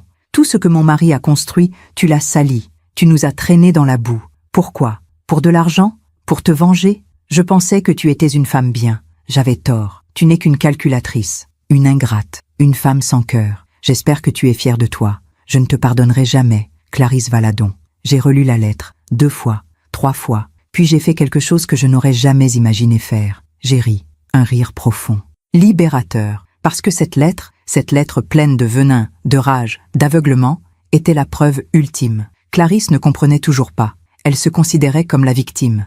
Elle, pas moi. J'ai posé la lettre sur la table. Je n'ai pas répondu. Parce que certaines personnes ne méritent pas de réponse. Certaines personnes ne comprendront jamais. Et ce n'était plus mon problème. En mai, le divorce a été prononcé officiellement. J'ai reçu le jugement par courrier. Un document froid, administratif, qui mettait fin à 15 ans de mariage en 3 pages. Le divorce est prononcé au tort partagé. Tort partagé. J'ai souri amèrement. Même la justice trouvait un moyen de m'accuser. Mais peu importait. J'étais libre. Un soir, je suis retourné sur les quais de Seine, là où j'avais pleuré après le dîner de Noël. Cette fois, il faisait doux. Le soleil se couchait, des couleurs roses et dorées sur l'eau. J'ai regardé le fleuve, son mouvement constant, imperturbable.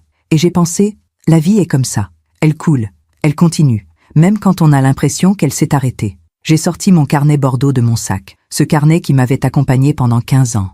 Je l'ai ouvert. J'ai relu la dernière phrase que j'avais écrite. Ce carnet n'est pas un registre de comptes, c'est la preuve que j'ai existé. Puis j'ai écrit une nouvelle phrase, la dernière. Et maintenant, je commence à vivre. J'ai refermé le carnet. Je l'ai serré contre moi. Je ne l'ai pas jeté, parce qu'il faisait partie de mon histoire. Mais je n'en avais plus besoin. Quelques semaines plus tard, j'ai appris que Textiles Valadon était en difficulté. Pas une faillite, pas encore, mais des difficultés financières importantes. Le prêt contracté pour me rembourser pesait lourd, très lourd. Ils avaient dû licencier 3 employés, fermer la boutique du Marais, celle que j'avais financée. Jean-Philippe et Clarisse travaillaient jour et nuit pour maintenir l'entreprise à flot. Camille était partie, retournée à Milan. Apparemment, l'amour ne suffisait pas quand les comptes étaient dans le rouge. Un ami commun m'a raconté, Jean-Philippe est épuisé, Clarisse aussi. Ils ont vieilli de 10 ans en quelques mois. J'ai écouté, sans commentaire. Tu ne ressens rien? Pas de pitié? Si, de la pitié. Mais pas pour eux, pour le temps que j'ai perdu. Un jour, je suis tombée sur Jean-Philippe par hasard, dans une boulangerie du 6e arrondissement. Il faisait la queue. Je suis entrée. Nos regards se sont croisés. Il a pâli. Il a hésité, puis il s'est approché. Théa. Jean-Philippe. Un silence gêné. Comment vas-tu? Bien, très bien même. Tant mieux. Il avait maigri. Des cernes sous les yeux, des cheveux gris sur les tempes. Et toi? Il a haussé les épaules. On survit. L'entreprise tient le coup. Mais c'est dur. Je vois. Camille est partie. J'ai entendu. Elle n'a pas supporté la pression. Les dettes, les critiques. Dommage. Il m'a regardé. Longuement. Tu as eu ce que tu voulais, Théa. Vraiment? Et qu'est-ce que je voulais, selon toi? Nous détruire. J'ai secoué la tête. Non.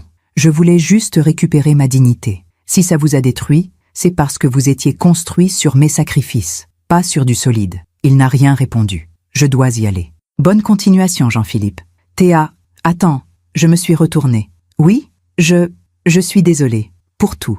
J'ai souri, tristement. Moi aussi. Et je suis partie. Ce soir-là, je me suis regardée dans le miroir. J'avais 55 ans. Des cheveux gris que je ne teignais plus. Des rides, des cernes. Mais mes yeux brillaient, d'une lumière que je ne leur avais pas vue depuis longtemps. J'étais fatiguée, meurtrie, reconstruite. Mais j'étais moi, entièrement moi. J'ai pensé à ma mère, décédée 10 ans plus tôt. Elle me disait toujours, « Théa, n'oublie jamais qui tu es, même quand on essaie de t'effacer. » J'avais oublié. Pendant 15 ans, j'avais oublié. Mais maintenant, je me souvenais. Quelques jours plus tard, une femme m'a contactée via LinkedIn.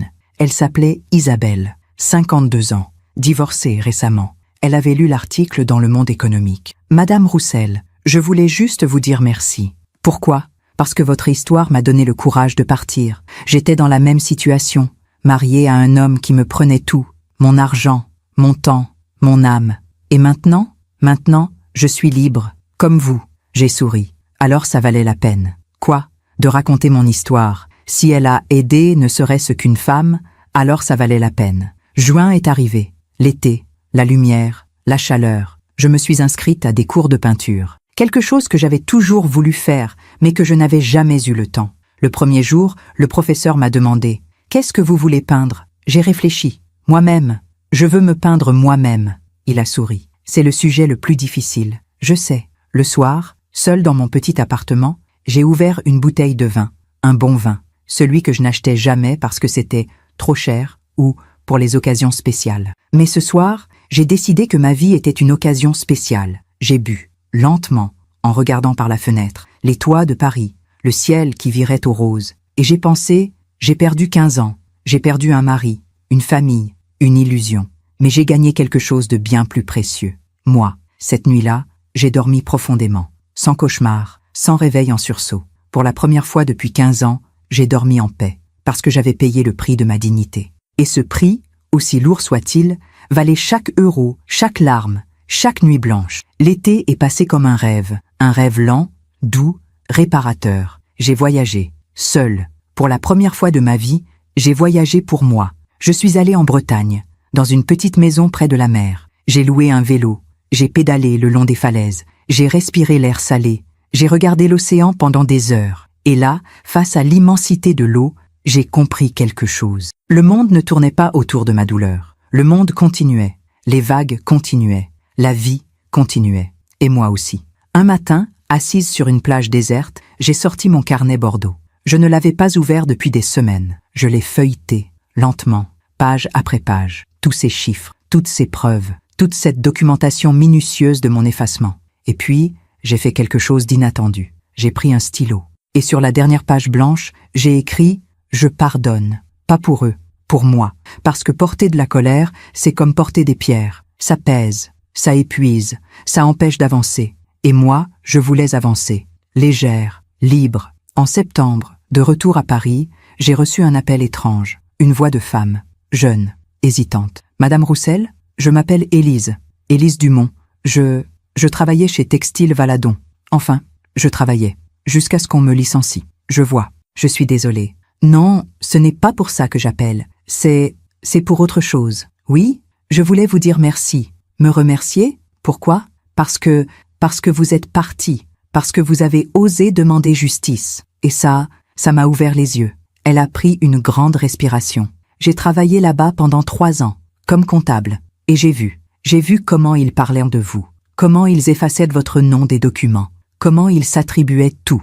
Je sais. Mais moi, j'avais peur de dire quelque chose. Peur de perdre mon travail. Alors je me suis tue. et j'ai honte. Ne culpabilisez pas. Le silence, c'est une protection. Je comprends.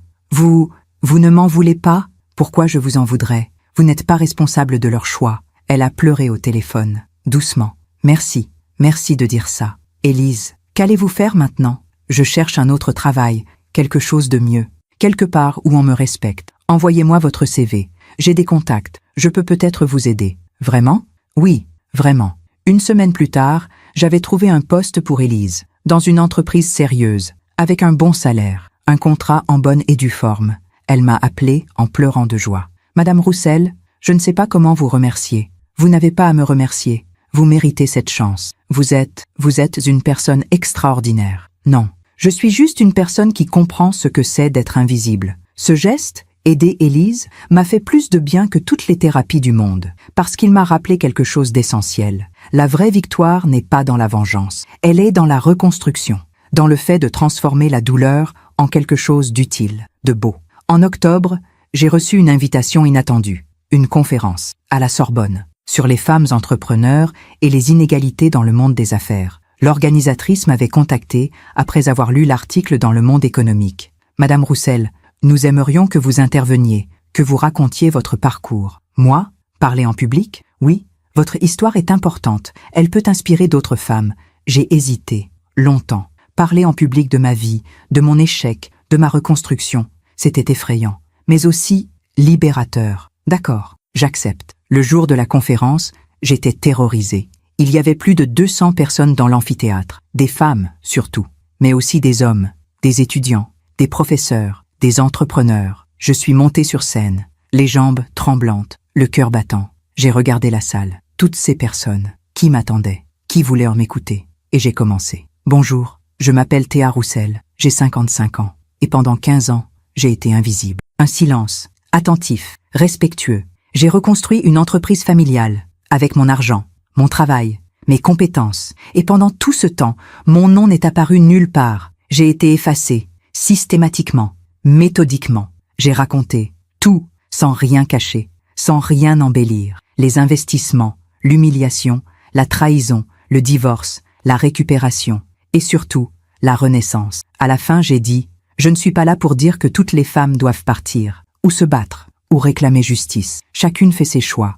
Mais je suis là pour dire « Vous valez quelque chose, vous avez de la valeur. Et si on vous efface, si on vous ignore, si on vous méprise, vous avez le droit de partir. » De réclamer ce qui vous appartient, de vous sauver. Un silence, long, profond, puis des applaudissements, d'abord hésitants, puis de plus en plus forts, de plus en plus nourris. Des femmes se sont levées, puis toute la salle, une ovation debout.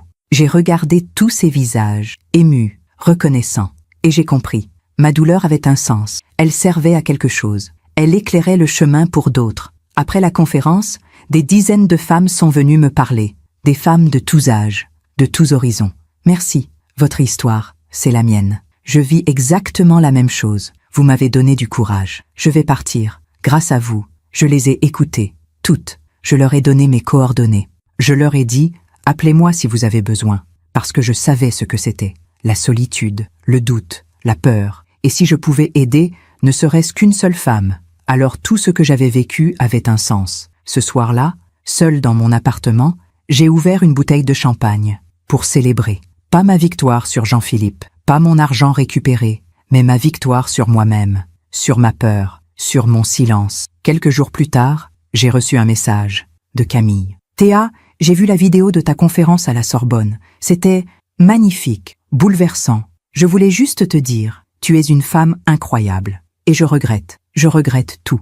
Camille, j'ai lu le message plusieurs fois. Puis j'ai répondu, merci Camille, je te souhaite de trouver ta propre paix. Théa, court, simple, sans rancune, parce que Camille n'était pas mon ennemie. Elle était juste une autre femme piégée dans le même système, le même besoin d'être aimée, validée, choisie. On était toutes les deux victimes, à notre manière. Novembre est arrivé, les feuilles tombaient, Paris se couvrait de brume. Un après-midi, je marchais boulevard Saint-Germain quand j'ai croisé une femme élégante, cheveux blancs, manteau de cachemire. Elle m'a regardé, longuement, puis elle s'est approchée. Théa, je l'ai reconnue, Madame Lefebvre, une amie de Clarisse, une femme que j'avais vue à de nombreux dîners. Bonjour Madame Lefebvre, je voulais te dire quelque chose. Oui, Elle a hésité. Puis, j'ai lu l'article, j'ai vu ta conférence, et j'ai honte. Honte. Pourquoi? Parce que j'étais là, à tous ces dîners, à tous ces événements, et je voyais comment Clarisse te traitait, comment Jean-Philippe t'ignorait, et je n'ai rien dit. Vous n'aviez pas à dire quelque chose. Si, j'aurais dû, mais je me suis tue, par politesse, par lâcheté. Elle avait les larmes aux yeux. Tu sais, je vis la même chose, avec mon mari, depuis 30 ans. Je l'ai aidé à construire son cabinet d'avocat, avec l'argent de ma famille, mon réseau, mon soutien. Et maintenant, il me présente comme la femme de Maître Lefebvre, pas comme une associée, pas comme une partenaire, juste la femme. Elle a essuyé une larme. Ton histoire m'a réveillée, mais il est trop tard pour moi. J'ai 70 ans. Je n'ai plus le courage de partir. Je lui ai pris la main. Il n'est jamais trop tard. Vous méritez d'être reconnu. Vous méritez d'exister. Elle a serré ma main. Merci. Merci de m'avoir montré que c'était possible. En rentrant chez moi, j'ai pleuré. Pour Madame Lefebvre, pour toutes ces femmes invisibles, pour toutes ces vies effacées. Mais j'ai aussi ressenti quelque chose d'autre. De la gratitude. Gratitude d'avoir eu le courage de partir, d'avoir réclamé ma place, d'avoir refusé de disparaître. Décembre approchait. Noël. L'anniversaire de tout. 1 an plus tôt, je m'étais levée de cette table. J'avais ouvert ce dossier. J'avais dit non. Et ma vie avait basculé. Quelques jours avant Noël, j'ai reçu une lettre de Jean-Philippe. Pas une lettre de rage, cette fois. Quelque chose d'autre. Théa, je t'écris cette lettre parce que je te dois des excuses. De vraies excuses. J'ai passé l'année à t'en vouloir, à te blâmer, à te voir comme l'ennemi. Mais hier, j'ai regardé des photos, de nous, de notre mariage, des premières années, et j'ai vu quelque chose que je n'avais jamais vu avant, ton regard. Sur toutes ces photos, tu me regardais avec amour, avec espoir, avec dévotion. Et moi, je regardais ailleurs, toujours ailleurs. Tu avais raison, je ne t'ai jamais aimé, pas comme tu le méritais. Je t'ai utilisé pour sauver l'entreprise, pour plaire à ma mère, pour reconstruire ce que j'avais détruit. Et toi, tu as tout donné, tout, sans rien demander en retour. Je ne cherche pas ton pardon, je ne le mérite pas. Je voulais juste que tu saches, tu avais raison, surtout. L'entreprise survit, difficilement, mais elle survit. Ma mère a vieilli, beaucoup, elle ne parle plus, elle reste chez elle. Elle regrette, je crois, mais elle ne le dira jamais. Moi, je suis fatiguée, seule, et je réalise que j'ai tout perdu. Pas l'argent, pas l'entreprise, toi. J'ai perdu la seule personne qui croyait vraiment en moi. Je te souhaite tout le bonheur du monde, Théa. Tu le mérites, Jean-Philippe. J'ai lu cette lettre 3 fois, puis je l'ai posée sur la table. Et j'ai ressenti rien, pas de colère, pas de satisfaction, pas de pitié, juste de l'indifférence. Parce qu'il était trop tard, pas pour lui pardonner, je lui avais déjà pardonné, mais pour qu'il redevienne important dans ma vie. Il faisait partie du passé. Et moi, j'étais tournée vers l'avenir. J'ai décidé de répondre, brièvement. Jean-Philippe, merci pour ta lettre, j'apprécie ton honnêteté. Je te souhaite aussi du bonheur et de la paix. Le temps guérit tout, même ce qui semble irréparable. Théa, court, serein, sans amertume, parce que je n'avais plus besoin de me battre, je n'avais plus besoin de prouver quoi que ce soit. J'avais gagné la seule bataille qui comptait, celle avec moi-même. Le soir du réveillon, je ne suis pas allée chez ma famille, je n'ai pas organisé de dîner, je n'ai invité personne. J'ai préparé un repas simple, pour moi, seul. Du saumon fumé, une salade, un verre de vin blanc. J'ai mis de la musique, du Chopin, doux, mélancolique, beau. Et j'ai dîné, seul, à ma table, dans mon appartement.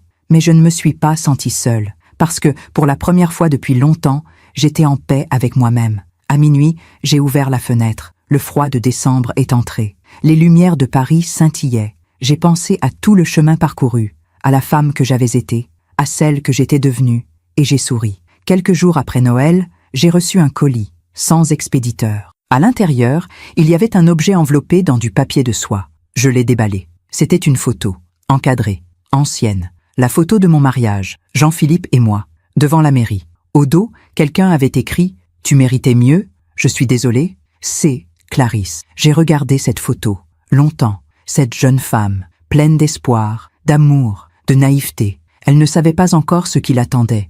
Les années de sacrifice, d'effacement, de douleur. Mais elle ne savait pas non plus qu'elle survivrait, qu'elle se relèverait, qu'elle deviendrait plus forte. J'ai posé la photo sur une étagère, pas cachée, pas exposée, juste là, comme une trace du passé. Pas glorieuse, pas honteuse, juste vraie. En janvier, j'ai commencé un nouveau projet, un livre, l'histoire de ces 15 années, racontée avec sincérité, avec nuance, sans haine, pas pour me venger, pas pour les accuser, mais pour témoigner, pour dire à toutes ces femmes invisibles, vous n'êtes pas seules, vous avez de la valeur, et vous pouvez vous sauver. J'ai écrit tous les jours, le matin, avant le travail. Les mots coulaient, facilement, naturellement, parce que c'était mon histoire, ma vérité. Un matin, en écrivant, je suis tombée sur une phrase de mon carnet Bordeaux, une phrase que j'avais écrite il y a des années, sans vraiment la comprendre. Un jour, tout cela aura un sens. Et maintenant, je comprenais. Tout ce que j'avais vécu, la douleur, l'humiliation, la trahison, avait un sens. Pas parce que c'était juste, pas parce que c'était mérité, mais parce que ça m'avait transformé, ça m'avait réveillé, ça m'avait appris qui j'étais vraiment. Et ça, personne ne pouvait me le prendre. Un soir, assise à ma fenêtre, j'ai regardé les toits de Paris, les lumières, les ombres, et j'ai pensé à Jean-Philippe, à Clarisse, à Camille. Je ne leur en voulais plus, parce que j'avais compris quelque chose d'essentiel. La vengeance ne répare rien, elle ne guérit rien, elle ne rend rien. La seule vraie réparation, c'est celle qu'on fait en soi. C'est la reconstruction, la paix, l'acceptation. Je ne leur souhaitais pas de mal, je ne leur souhaitais pas de souffrir, je leur souhaitais juste de comprendre. Un jour, peut-être, mais ce n'était plus mon problème.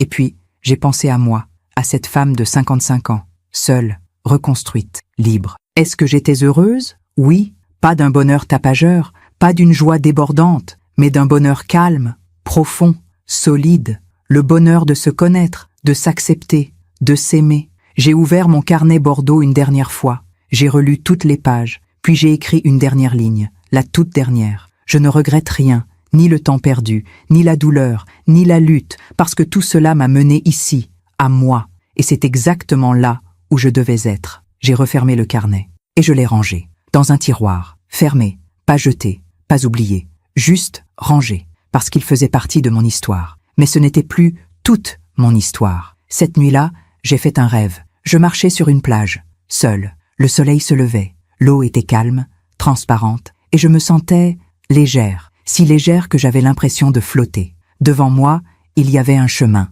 long, lumineux. Je ne savais pas où il menait, mais j'avais envie de le suivre. Alors j'ai marché, sans peur, sans hésitation, vers l'inconnu, vers moi. 3 ans ont passé, 3 ans qui ont changé tout, non pas brutalement, pas de manière spectaculaire, mais lentement, inexorablement, comme l'eau qui creuse la pierre. En mars 2025, mon livre est sorti. Invisible, récit d'une renaissance. Un éditeur m'avait contacté après ma conférence à la Sorbonne. Il voulait publier mon histoire. J'avais hésité, longtemps, puis j'avais accepté. Le livre a été un succès. Pas un best-seller international, mais un succès sincère, réel. Des milliers de femmes l'ont lu, m'ont écrit, m'ont remercié. Votre livre m'a sauvée. J'ai quitté mon mari grâce à vous. Vous m'avez donné le courage d'exister. Chaque message me touchait, profondément, parce que c'était la preuve que ma douleur avait servi, qu'elle avait éclairé le chemin pour d'autres. J'ai été invitée à de nombreuses conférences, en France, en Belgique, en Suisse, au Québec. Partout, je racontais la même histoire, avec la même sincérité, le même respect pour la vérité. Et partout, des femmes venaient me voir, les yeux brillants, le cœur ouvert. Moi aussi, j'étais invisible. Moi aussi, j'ai tout donné. Moi aussi, je me suis perdue. Je les écoutais, toutes. Je leur donnais ce que personne ne m'avait donné pendant 15 ans, de l'attention, de la reconnaissance, du respect.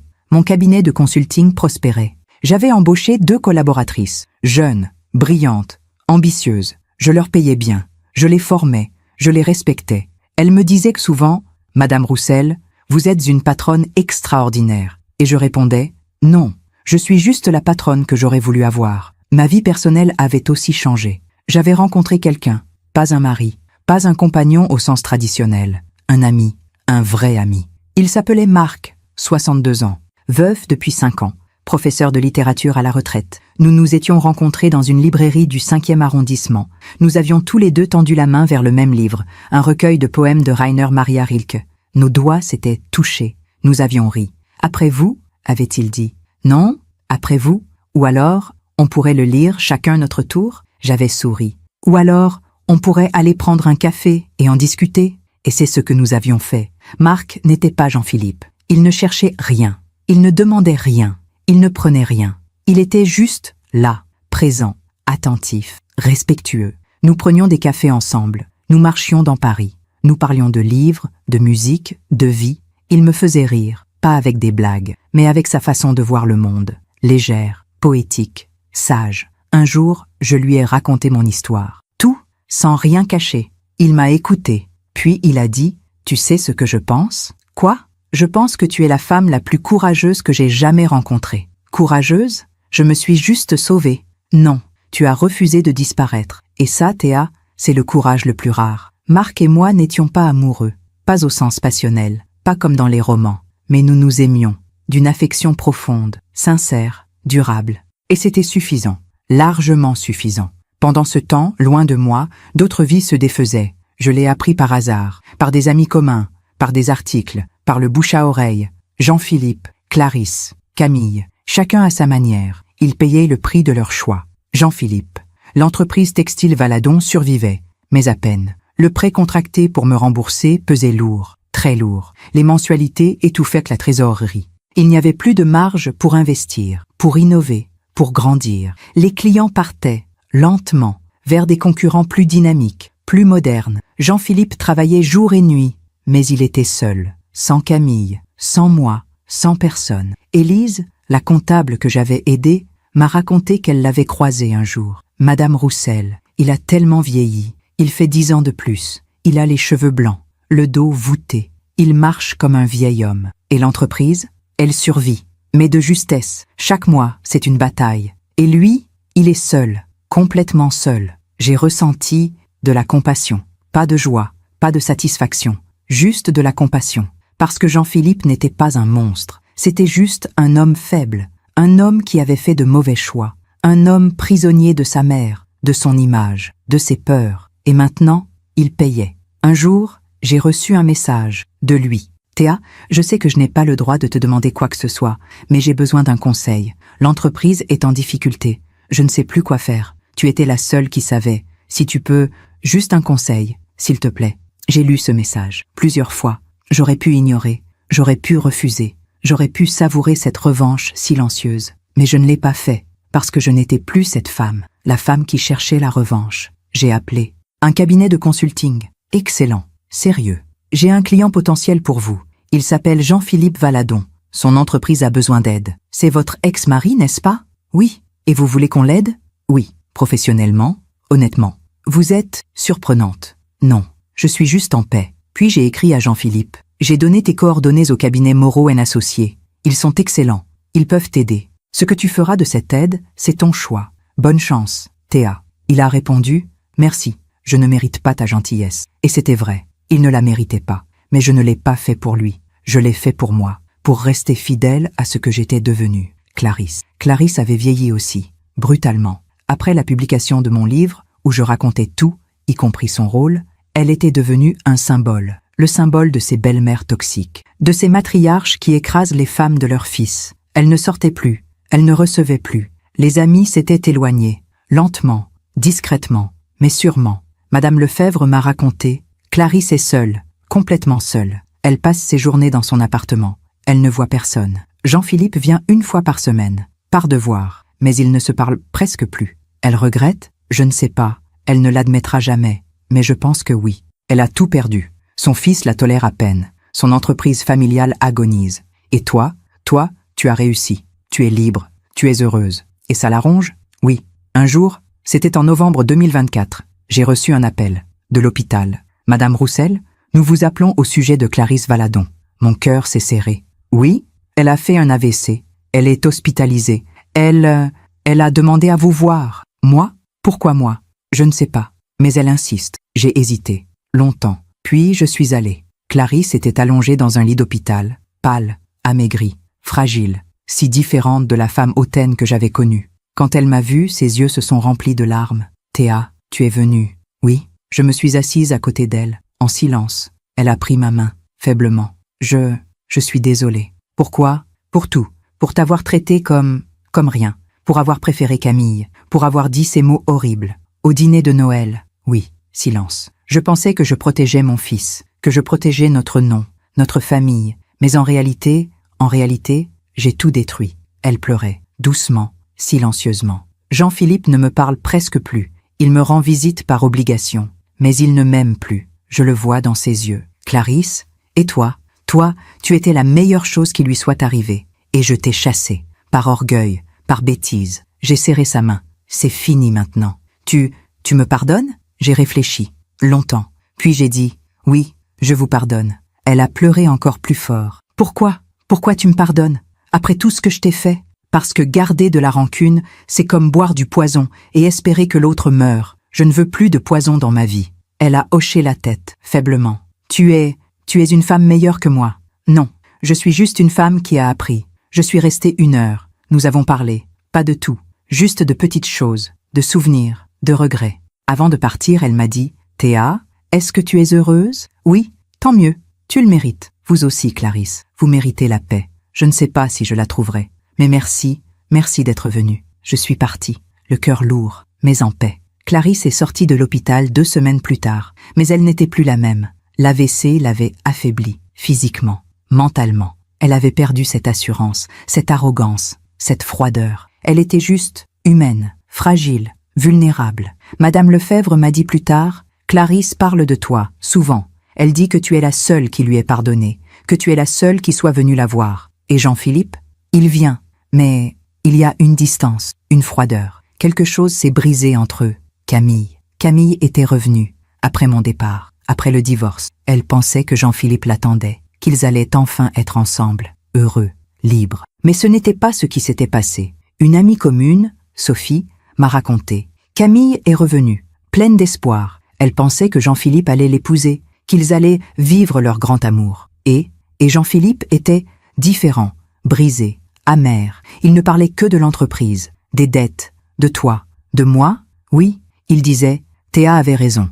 Théa savait. J'aurais dû l'écouter. Camille a essayé, vraiment. Mais elle ne pouvait pas rivaliser avec ton fantôme. Je ne suis pas un fantôme. Je suis juste partie. Oui, mais pour lui, tu es devenue une icône. La femme parfaite qu'il a perdue. Camille avait fini par partir. Encore. Définitivement cette fois. Elle avait réalisé que Jean-Philippe ne l'aimait pas vraiment. Qu'il aimait l'idée d'elle, le souvenir d'elle, mais pas la vraie Camille. Et elle, de son côté, avait réalisé qu'elle avait gaspillé des années à attendre un homme qui n'était pas disponible. Émotionnellement, mentalement. Sophie m'a dit, elle regrette. Elle dit qu'elle aurait dû suivre ton exemple. Partir, se reconstruire, au lieu de rester dans l'ombre d'un homme qui ne savait pas ce qu'il voulait. Un jour, j'ai croisé Camille, par hasard, dans un café près de Montparnasse. Elle était seule, un livre ouvert devant elle. Mais elle ne lisait pas. Elle fixait le vide. Je suis passée devant elle. Elle a levé les yeux. Nos regards se sont croisés. Elle a hésité. Puis elle a dit, « Théa, bonjour Camille. Tu veux t'asseoir ?» J'ai hésité, puis je me suis assise. Nous avons commandé du café. Puis Camille a dit, « Je suis désolée. Tu me l'as déjà dit. Je sais. Mais je voulais te le redire. En face. D'accord, tu avais raison. Surtout, Jean-Philippe ne m'aimait pas. Pas vraiment. Il aimait l'idée de moi, le passé, la nostalgie, mais pas moi. Je sais, et moi, j'ai gaspillé des années, à attendre, à espérer, alors que j'aurais dû faire comme toi, partir, me reconstruire. Il n'est jamais trop tard. Elle a souri, tristement. Tu crois? Oui. Silence. Puis elle a dit, tu es heureuse? Oui, vraiment, vraiment. Comment tu as fait? Après tout ça? J'ai réfléchi. J'ai arrêté d'attendre. J'ai arrêté d'espérer qu'on me reconnaisse, qu'on m'aime, qu'on me voie. J'ai commencé à me reconnaître moi-même, à m'aimer moi-même, à me voir moi-même. Elle a hoché la tête, les larmes aux yeux. C'est beau, ce n'est pas facile, mais c'est possible. Avant de partir, Camille m'a serré dans ses bras, longuement. Merci d'avoir été digne, même avec moi. On est toutes les deux des femmes qui ont aimé un homme qui ne savait pas aimer. On n'est pas ennemis, on est juste survivantes. Elle a souri, pour la première fois depuis longtemps. Bonne chance Théa, bonne chance Camille. Les mois ont continué à passer, la vie continuait. Pour tout le monde, Jean-Philippe luttait, seul, fatigué, vieilli. Clarisse s'éteignait, doucement, dans son appartement vide. Camille était repartie, vers une autre vie, loin de Paris. Et moi je vivais, pleinement, librement, sereinement. Un soir d'avril 2025, j'ai reçu un appel de Mathieu, mon frère. Théa, tu as vu les infos? Quelles infos? Textile Valadon ferme. Définitivement. Liquidation judiciaire. Mon cœur s'est serré. Quoi? Oui, c'est sur Internet. Jean-Philippe a déclaré faillite. L'entreprise est finie. J'ai raccroché. J'ai allumé mon ordinateur, j'ai cherché, et c'était vrai. Textile Valadon, entreprise centenaire, dépose le bilan. L'article racontait les dettes, les difficultés, la faim. Il y avait une photo de Jean-Philippe, devant l'atelier fermé, le regard vide, les épaules tombantes, un homme détruit. J'ai ressenti de la tristesse, pas de joie, pas de victoire, juste de la tristesse, parce que c'était la fin d'une histoire. Une histoire qui avait commencé il y a plus d'un siècle. Une histoire qui m'avait touché, marqué. Même si cette histoire m'avait fait mal, elle faisait partie de moi. J'ai appelé Jean-Philippe, sans réfléchir, instinctivement. Il a décroché. Sa voix était cassée. « Théa, j'ai appris. Pour l'entreprise. Oui, c'est fini. Silence. Je suis désolée. Pourquoi? Tu devrais être contente. Tu avais raison. J'ai tout perdu. Je ne suis pas contente. Je suis juste triste. Pourquoi? Après tout ce qu'on t'a fait? Parce que je ne suis pas une femme qui se réjouit de la souffrance des autres, même quand ils m'ont fait du mal. » Il a pleuré, au téléphone, sans retenue. « J'ai tout perdu, Théa. Tout. L'entreprise, ma mère, Camille, et surtout toi, Jean-Philippe. Tu étais la seule qui croyait vraiment en moi. Et je t'ai traité comme rien. C'est du passé. Non, ça ne sera jamais du passé. Parce que je vis avec tous les jours le regret, la honte. Alors utilise ça pour devenir meilleur, pour apprendre. Comment je peux devenir meilleur quand j'ai tout détruit? Tu recommences, autrement, plus humblement, plus honnêtement. Silence. Tu crois que c'est possible? Oui, parce que j'ai fait pareil. Et je suis là. Nous avons parlé encore quelques minutes, puis j'ai raccroché. Marc était là. Il m'a regardé. C'était lui? Oui. Comment tu te sens? Je ne sais pas. Triste, mais en paix. Il a posé sa main sur mon épaule. Tu es une femme extraordinaire, Théa. Non, je suis juste une femme qui a compris que la vie fait justice, toute seule, sans qu'on ait besoin de se venger. Ce soir-là, j'ai ouvert mon carnet Bordeaux, pour la dernière fois. J'ai relu toutes les pages, tous ces chiffres, toutes ces dates, toutes ces preuves. Et puis, j'ai écrit une dernière phrase, la toute dernière. La vie finit toujours par rendre ce qu'on lui donne. Jean-Philippe a donné de l'égoïsme, du mensonge, de l'ingratitude. La vie lui a rendu la solitude, la ruine, le regret. Moi, j'ai donné de l'amour, du travail, de la générosité. La vie m'a rendu la liberté, la reconnaissance, la paix. Ce n'est pas de la vengeance, c'est juste le temps qui fait justice. J'ai refermé le carnet, et cette fois, je l'ai vraiment rangé, pour toujours. Mai 2025. Je suis assise sur le balcon de mon appartement. Le soleil du matin filtre à travers les feuilles du marronnier. Paris s'éveille doucement. Les bruits familiers de la ville, les voitures, les voix, la vie. Je bois mon café, lentement, en savourant chaque gorgée. J'ai 58 ans maintenant.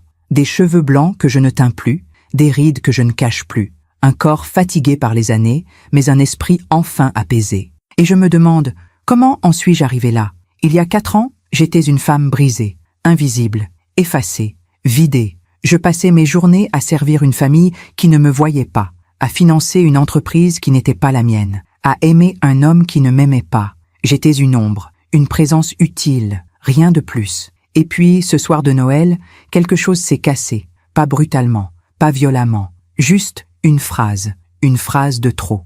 Mon fils aurait dû épouser Camille. Elle est bien mieux que toi. Cette phrase a été comme un réveil, brutal, douloureux, mais nécessaire. Aujourd'hui, quand je repense à ces 15 années, je ne ressens plus de colère, je ne ressens plus de haine. Je ressens de la gratitude. Oui, de la gratitude. Pas pour la douleur, pas pour l'humiliation, pas pour l'effacement, mais pour ce que cette expérience m'a appris. Elle m'a appris que l'amour ne suffit pas. Qu'on peut aimer quelqu'un de tout son cœur et pourtant se perdre complètement. Elle m'a appris que le silence n'est pas de la force, c'est de l'abandon, un abandon de soi. Elle m'a appris qu'on ne peut pas forcer les gens à nous voir, qu'on ne peut pas mendier la reconnaissance, qu'on ne peut pas acheter l'amour, même avec 430 000 €.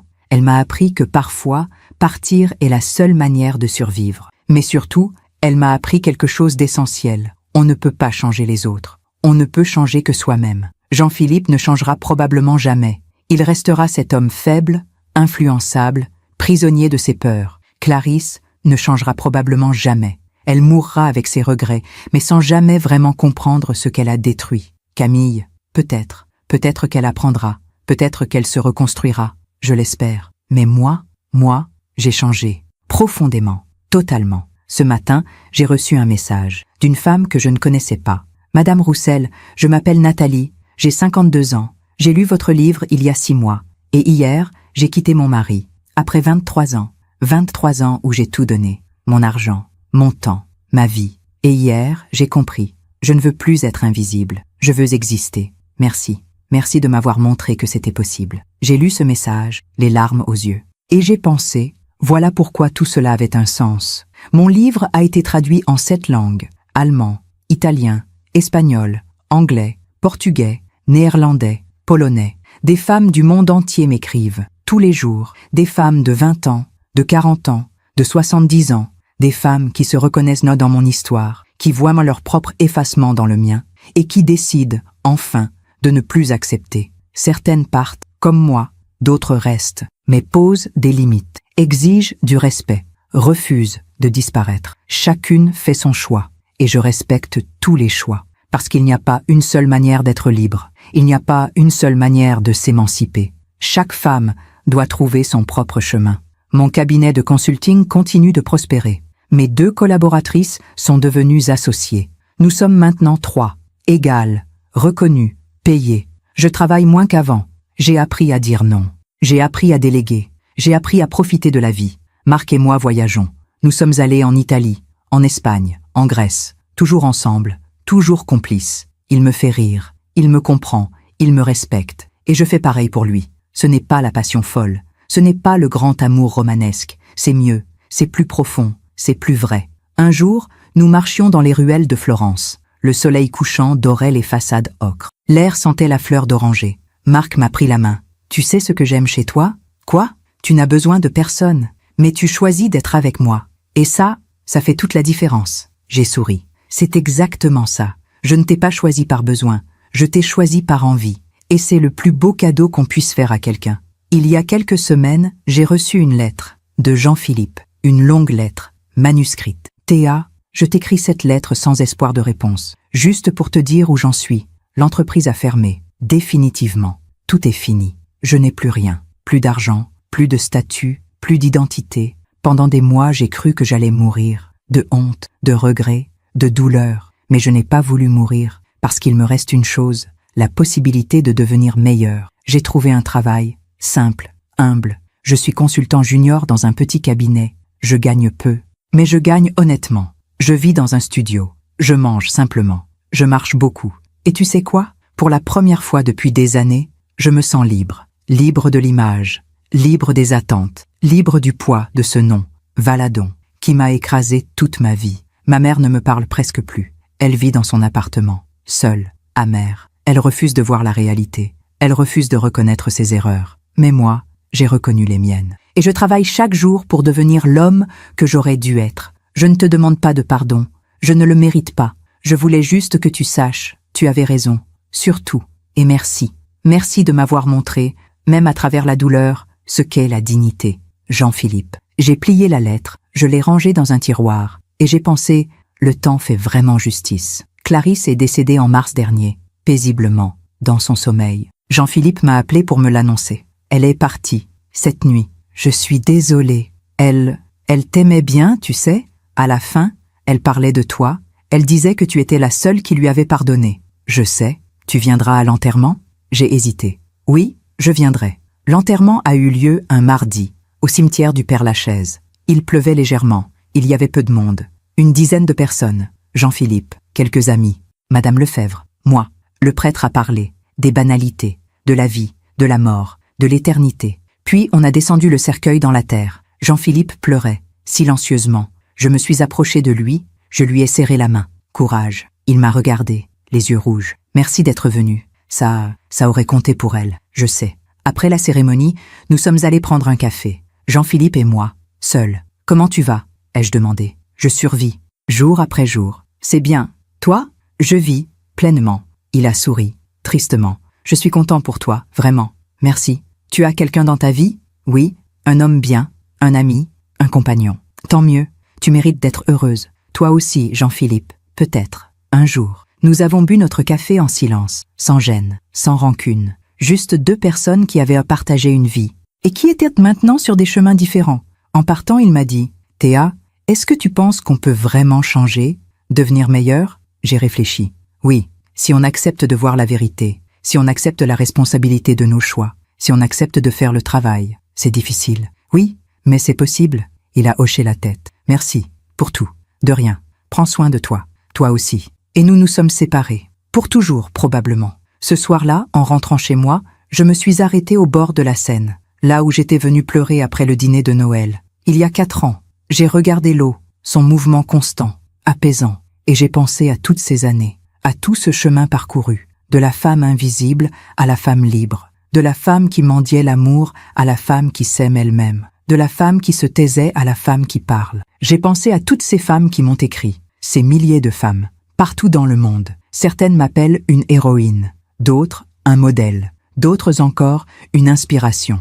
Mais je ne suis rien de tout cela. Je suis juste une femme ordinaire qui a fait un choix extraordinaire, refusé de disparaître. Et ce choix, ce simple choix, a changé ma vie. Hier, j'ai donné ma dernière conférence, à Bruxelles, devant 500 personnes. À la fin, une jeune femme est venue me voir. Elle avait peut-être 30 ans, les yeux brillants. Madame Roussel, je voulais juste vous dire merci. Grâce à vous, j'ai quitté un homme qui me traitait comme rien.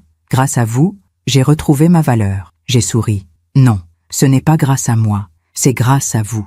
Vous avez trouvé le courage en vous. Moi, j'ai juste allumé une petite lumière. Et si cette lumière n'avait pas été là, vous auriez trouvé une autre lumière. Parce que quand on est prêt à voir, on finit toujours par voir. Elle m'a serré dans ses bras, longuement. Je ne vous oublierai jamais, moi non plus. Ce matin, en buvant mon café sur le balcon, je repense à tout cela, à ces 15 années perdues, à ce dîner de Noël, à ce dossier Bordeaux, à ce divorce, à cette reconstruction. Et je me dis, si je pouvais revenir en arrière, qu'est-ce que je changerais? La réponse est simple, rien. Parce que tout, absolument tout, m'a mené ici, à cette femme que je suis aujourd'hui, une femme libre, sereine, complète. Bien sûr, il y a des jours difficiles, des jours où le doute revient, des jours où je me demande, et si j'avais été trop dure? Mais ces jours-là, je me rappelle l'humiliation, l'effacement, la douleur. Je me rappelle cette phrase, mon fils aurait dû épouser Camille. Et je sais que j'ai fait le bon choix.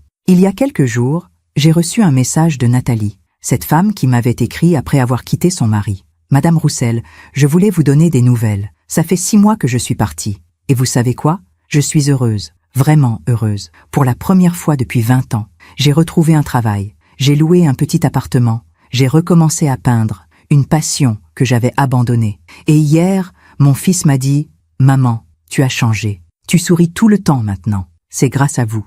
Merci. » J'ai lu ce message et j'ai pleuré. Pas de tristesse, de joie, parce que c'était la preuve que ma douleur avait servi, qu'elle avait éclairé le chemin pour d'autres. Alors aujourd'hui, à 58 ans, assise sur mon balcon, je veux dire quelque chose à toutes ces femmes qui m'écoutent, à toutes ces femmes qui se reconnaissent dans mon histoire. Vous valez quelque chose, vous avez de la valeur, vous méritez d'être vus, reconnus, aimés. Et si on vous efface, si on vous ignore, si on vous méprise, vous avez le droit de partir. Vous avez le droit de réclamer ce qui vous appartient. Vous avez le droit de vous sauver. Le chemin ne sera pas facile. Il y aura des doutes, des peurs, des nuits blanches. Il y aura des gens qui vous jugeront, qui vous accuseront, qui diront que vous êtes égoïste, cruel, ingrate. Mais ne les écoutez pas. Écoutez votre cœur, écoutez votre instinct. Écoutez cette petite voix qui vous dit « tu mérites mieux ». Et surtout, rappelez-vous, la vie fait justice, pas toujours immédiatement, pas toujours de manière spectaculaire, mais elle finit toujours par rendre ce qu'on lui donne. Si vous donnez de l'amour, du respect, de la générosité, la vie vous le rendra. Si vous donnez du mépris, de l'égoïsme, de l'ingratitude, la vie vous le rendra aussi. C'est le karma, c'est la justice naturelle, c'est l'équilibre de l'univers. Mon histoire n'est pas unique. Il y a des milliers de femmes comme moi, partout dans le monde, qui donnent tout, qui s'effacent, qui disparaissent. Mais de plus en plus, ces femmes se réveillent, se lèvent, se sauvent, et c'est magnifique. Alors je veux finir par ceci. Si mon histoire aide ne serait-ce qu'une femme à ouvrir les yeux, alors tout cela aura eu un sens. Tout. Les 15 années perdues, les 430 000 €, l'humiliation, la douleur, le divorce, la reconstruction, tout. Parce qu'au final, la vraie victoire n'est pas dans l'argent récupéré, ni dans la vengeance, ni dans la justice légale. La vraie victoire, c'est la liberté, la paix, la connaissance de soi. Aujourd'hui, je suis libre. Libre de l'image, libre des attentes, libre du besoin d'être aimé par ceux qui ne savent pas aimer. Je suis moi, entièrement moi, et c'est suffisant. largement suffisant. Ce matin, Marc m'a demandé « À quoi tu penses ?»« À la vie, à tout ce chemin. » Des regrets? Aucun. Vraiment? Vraiment. Parce que sans cette douleur, je ne serais pas devenu qui je suis. Et j'aime qui je suis. Il a souri. Moi aussi, j'aime qui tu es. Alors voilà. Mon histoire se termine ici. Ou plutôt, elle continue. Différemment, autrement, librement. Je ne sais pas ce que l'avenir me réserve. Personne ne le sait. Mais je sais une chose. Je ne disparaîtrai plus jamais. Je suis là. Je suis visible. Je suis entière. Et ça, personne ne pourra jamais me l'enlever. Merci de m'avoir écouté jusqu'au bout. Si cette histoire a touché votre cœur, abonnez-vous et activez la cloche pour entendre d'autres femmes qui ont transformé la douleur en sagesse. Chaque jour, une femme, une leçon de vie. Partagez cette histoire avec quelqu'un que vous aimez. Parfois, une histoire change toute une journée. Que Dieu vous bénisse et à très bientôt